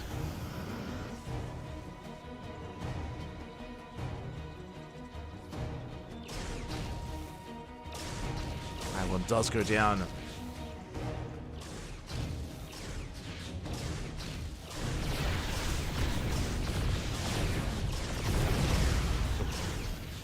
Picking up a sentry. At the same time, Cristiano going for the Robo. And it looks like he will get the Immortal at least. Okay, the Immortal gets shut down. The Robo will survive. If we had gone for the Pylon, that would have been a pickup we could have afforded there. That we would have gotten.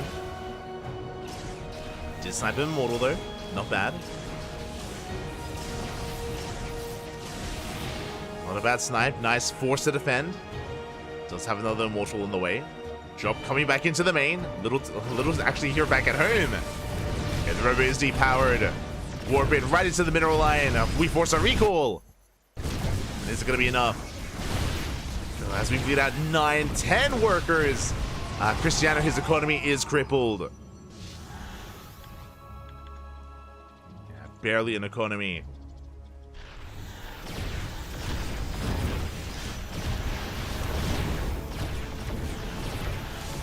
Immortal's going to be dropping. Nice, holding his own.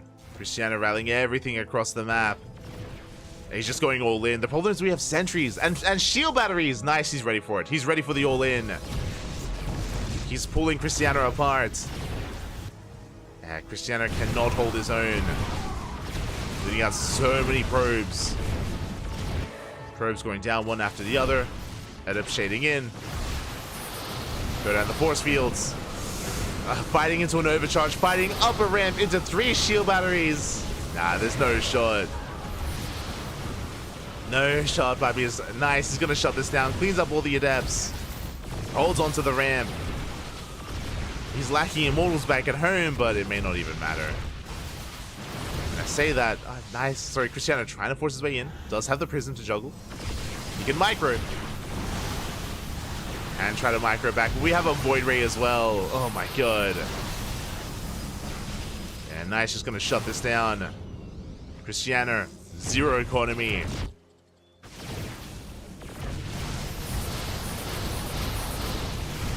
Zero economy left as we focus on the prism. GG gets called. Nice defense. And Nice will take a 2-1 lead. GG. Whew. A very chaotic turn of events there between Cristiano and Nice. Going for very similar builds with each other. But again, Nice was achieving so much more with those immortals.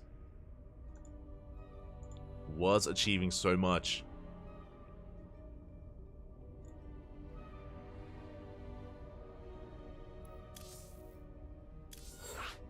And with that, it all comes down to this. It all comes down to one more game here. Nice could win it all here and now. Cristiano has to win here to force the ace match. Oh, as we're loading into one of the smaller maps of the map pool, we're loading into Ghost River. A very small map here.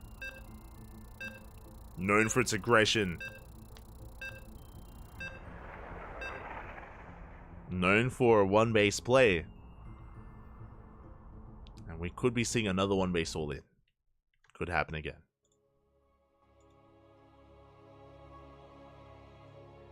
Here we go.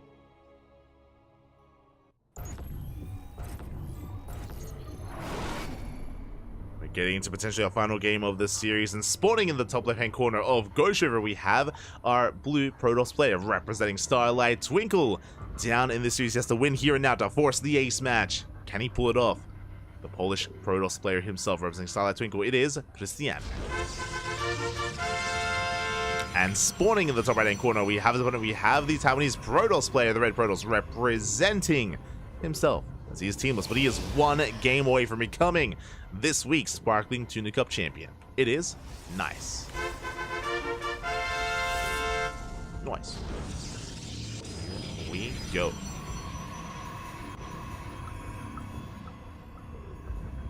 Nice versus a Cristiano. Again, Nice. One more. No Mass is all he needs, and he is not going for a greedier build. It is going to be what looks to be a 2-gate opener from our players. 2-gate opener out of Cristiano, 2-gate opener out of Nice. Looking to be something a little bit more standard for the time being. This could lead into a 1-base all-in. True. Could lead into it. For now, we're settling in.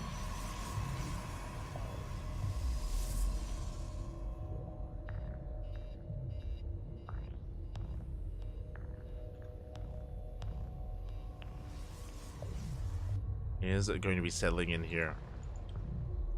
Is Cristiano coming in with his probe scouts? Likewise, Nice skirting around the edge of the map, hiding his pylon. Let's go. So Nice basically hiding his pylon, making it look like he's proxying. There we go. Pylon is on the way. Meanwhile, Cristiano throws down his pylon in his main. So this is basically a mind game. It's a fake out, making it look like Nice is cheesing when he isn't. So Cristiano, he's aware that the pylon is missing. It's going to be in the back of his mind. And he should be scouring the map. Yeah, he sends out a second probe. Like, this is already worth it. Now we have a second worker out on the map looking for something that doesn't exist. But Cristiano is just going to be securing himself, making sure that there is nothing on his side. He's checking for a pylon for a proxy Stargate. Oh, and he will actually check across the map, and he does confirm. Oh, no, he doesn't quite keep going. Doesn't get to the edge, does not see the pylon. And Cristiano is still looking. Still in search of that probe, sorry, of that pylon. It's going to be a Stargate opener out of Nice. Meanwhile, Cristiano is expanding. And still looking. Still looking with the probe. Ooh, going for a robo opener. This is a very safe way to open up for Cristiano. So he's setting up to defend. You have shield battery as well. He's concerned about, so he's getting ready for the worst. Considered it is going to be a one-base all-in. We can see that Nice is expanding, and Cristiano has no idea. Oh wait, no, he does. I thought the probe just scouted. Yeah, big moment there for Cristiano. He does confirm the expansion, which means he knows that he can expand himself. Trying to force his way up the ramp. Little one-to-one trade. Ooh. Slightly, oh no! Slightly better here for Cristiano. He does get one extra hit. Barely. Yeah, he's like one hit ahead, but he has to back off. Just a one-to-one trade. 3 Stalkers for 3 Stalkers. Cristiano will back off. Oracle's being sent out. Cristiano at least has the Robo. We can make use of that in another way. There we go. Prism. Across the map instead.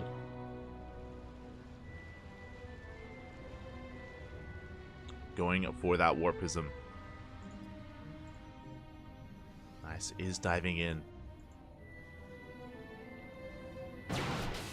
Does threaten the mineral line.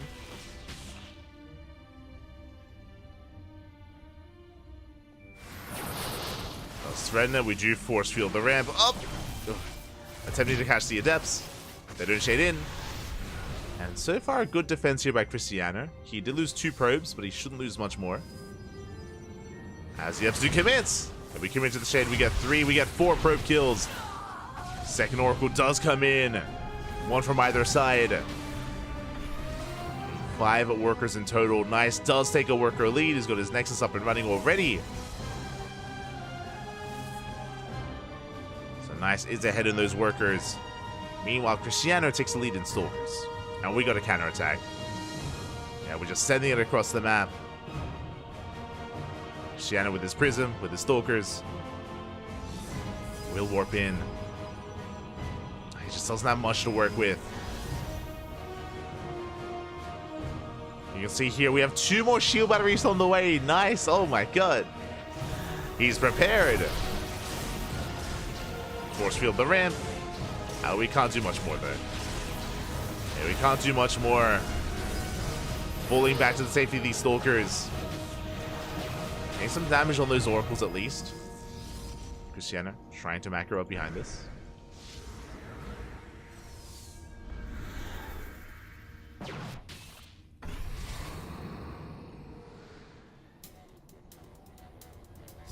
Does attempt to macro up.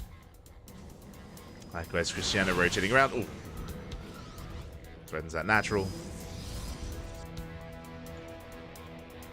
Does threaten the natural base, but behind this we went for a Robo follow. We have an Immortal already. 3 shield batteries. Nice beaming out across the map once again with his Oracles. Still has the worker lead.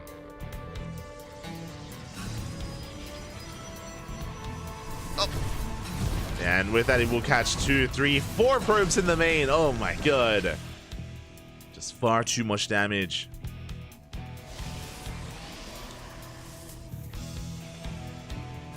Now, again, Nice's army isn't that large, it isn't that big, but the quality is there, right? We're building up Immortals, working towards Charge, Forge for +1, Gateway Explosions on the way.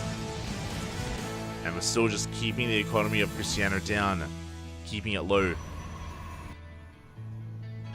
Coming into the natural.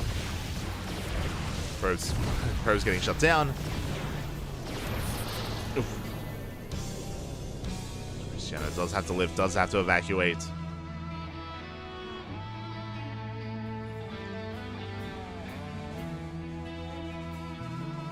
Have to evacuate here. Does pull back. We see Cristiano rotating, Nice rotating around towards the main. Cristiano, he is holding his own. He is keeping up.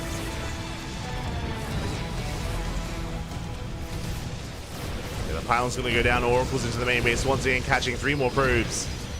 Oh, we depower so much in the main. The Artosis pylon. The pylon went down. More Stalkers falling as well. These Immortals are getting out of hand. It's becoming too much. You see Cristiano coming from behind. He will eventually shut this down. We'll take down both. Okay, we'll take down both Immortals. Not bad. Both Immortals will fall. But again, that's such a big delay here on these upgrades.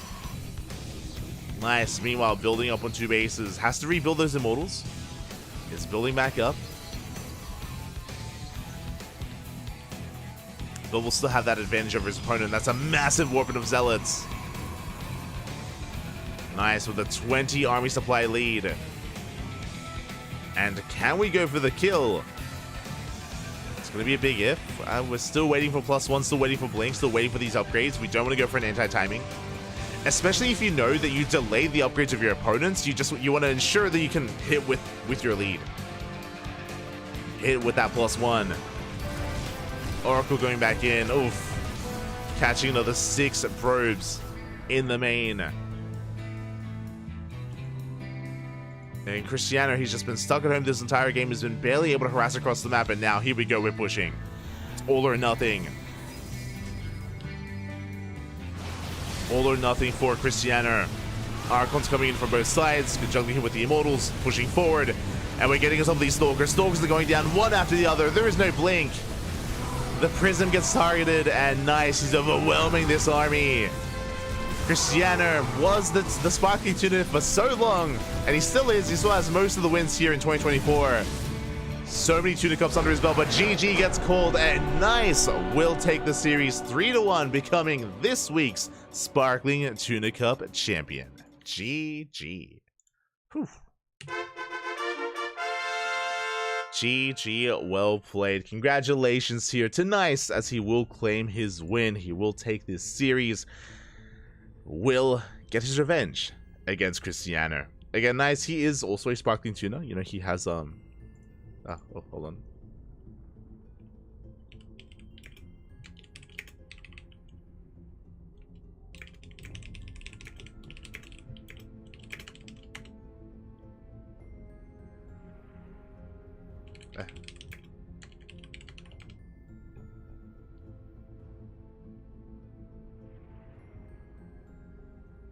Hold on. I'm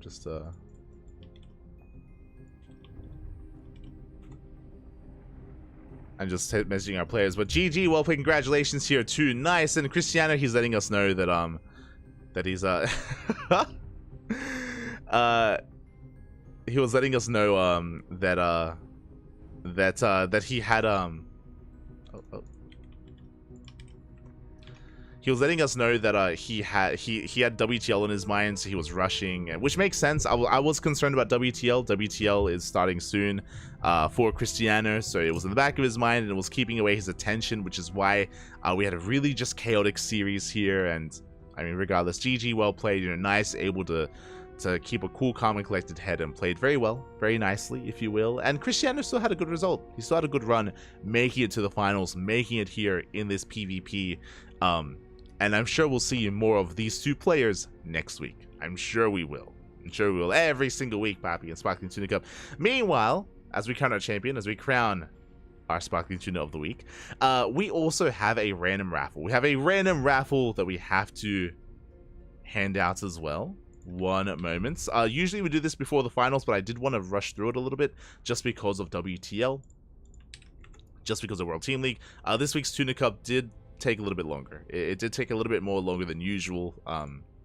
Well, there were some delays, but here we go. We have our random raffle. For those that are curious as to what this is, basically all the players that competed tonight have a chance to earn some money. They have a chance for 5 USD. Doesn't matter if you got knocked out in the finals, doesn't matter if you got knocked out in the first round, you are equally eligible for this random raffle. And we'll see who it's going to be here as we get ready. Hold on. I need a drum set. I need a hold on. I think I have a, do I have a soundboard with a drum set? User settings. Soundboard. Do I have something?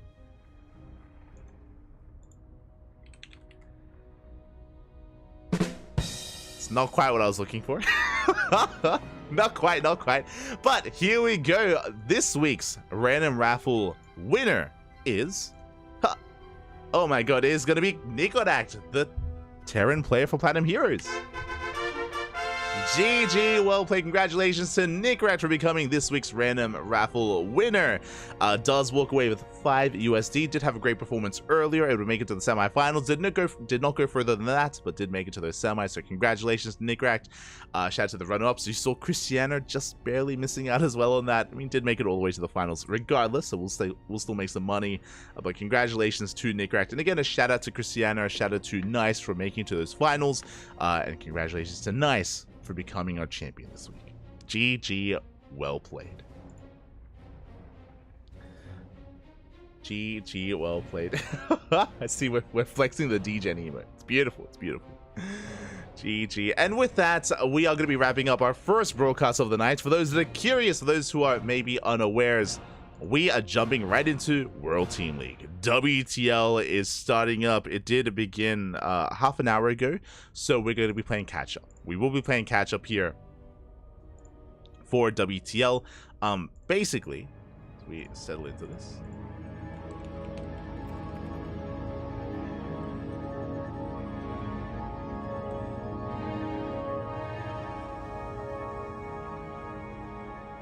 This is the second time that I've gone to the wrong scene. Basically, as we settle into this, we're going to be bringing down the stream. So the stream is going to go down for a couple of seconds. So if you want some World Team, if you want some more StarCraft, don't go anywhere. The stream is going to be going down for a couple of seconds, then it's going to be going back up. And I need a moment to set up the overlays, set up all the settings here on OBS to remove the delay as well. So I do need some time to set up, and then we're going to be jumping into World Team League. Cristiano is playing tonight in WTL, so we're going to be seeing some more Cristiano, going to be seeing some Cham, some Hero, and plenty of other players as well. So plenty of StarCraft is on the horizon. Look forward to it. We'll see you guys soon in a couple of seconds. Otherwise, if maybe you have to go, thank you for watching. Hope you enjoyed yourselves. Hope you had a great time. Hope you had a great event. I know that I did. And we'll be back soon with some World Team League action. See you soon, Papa. See you soon.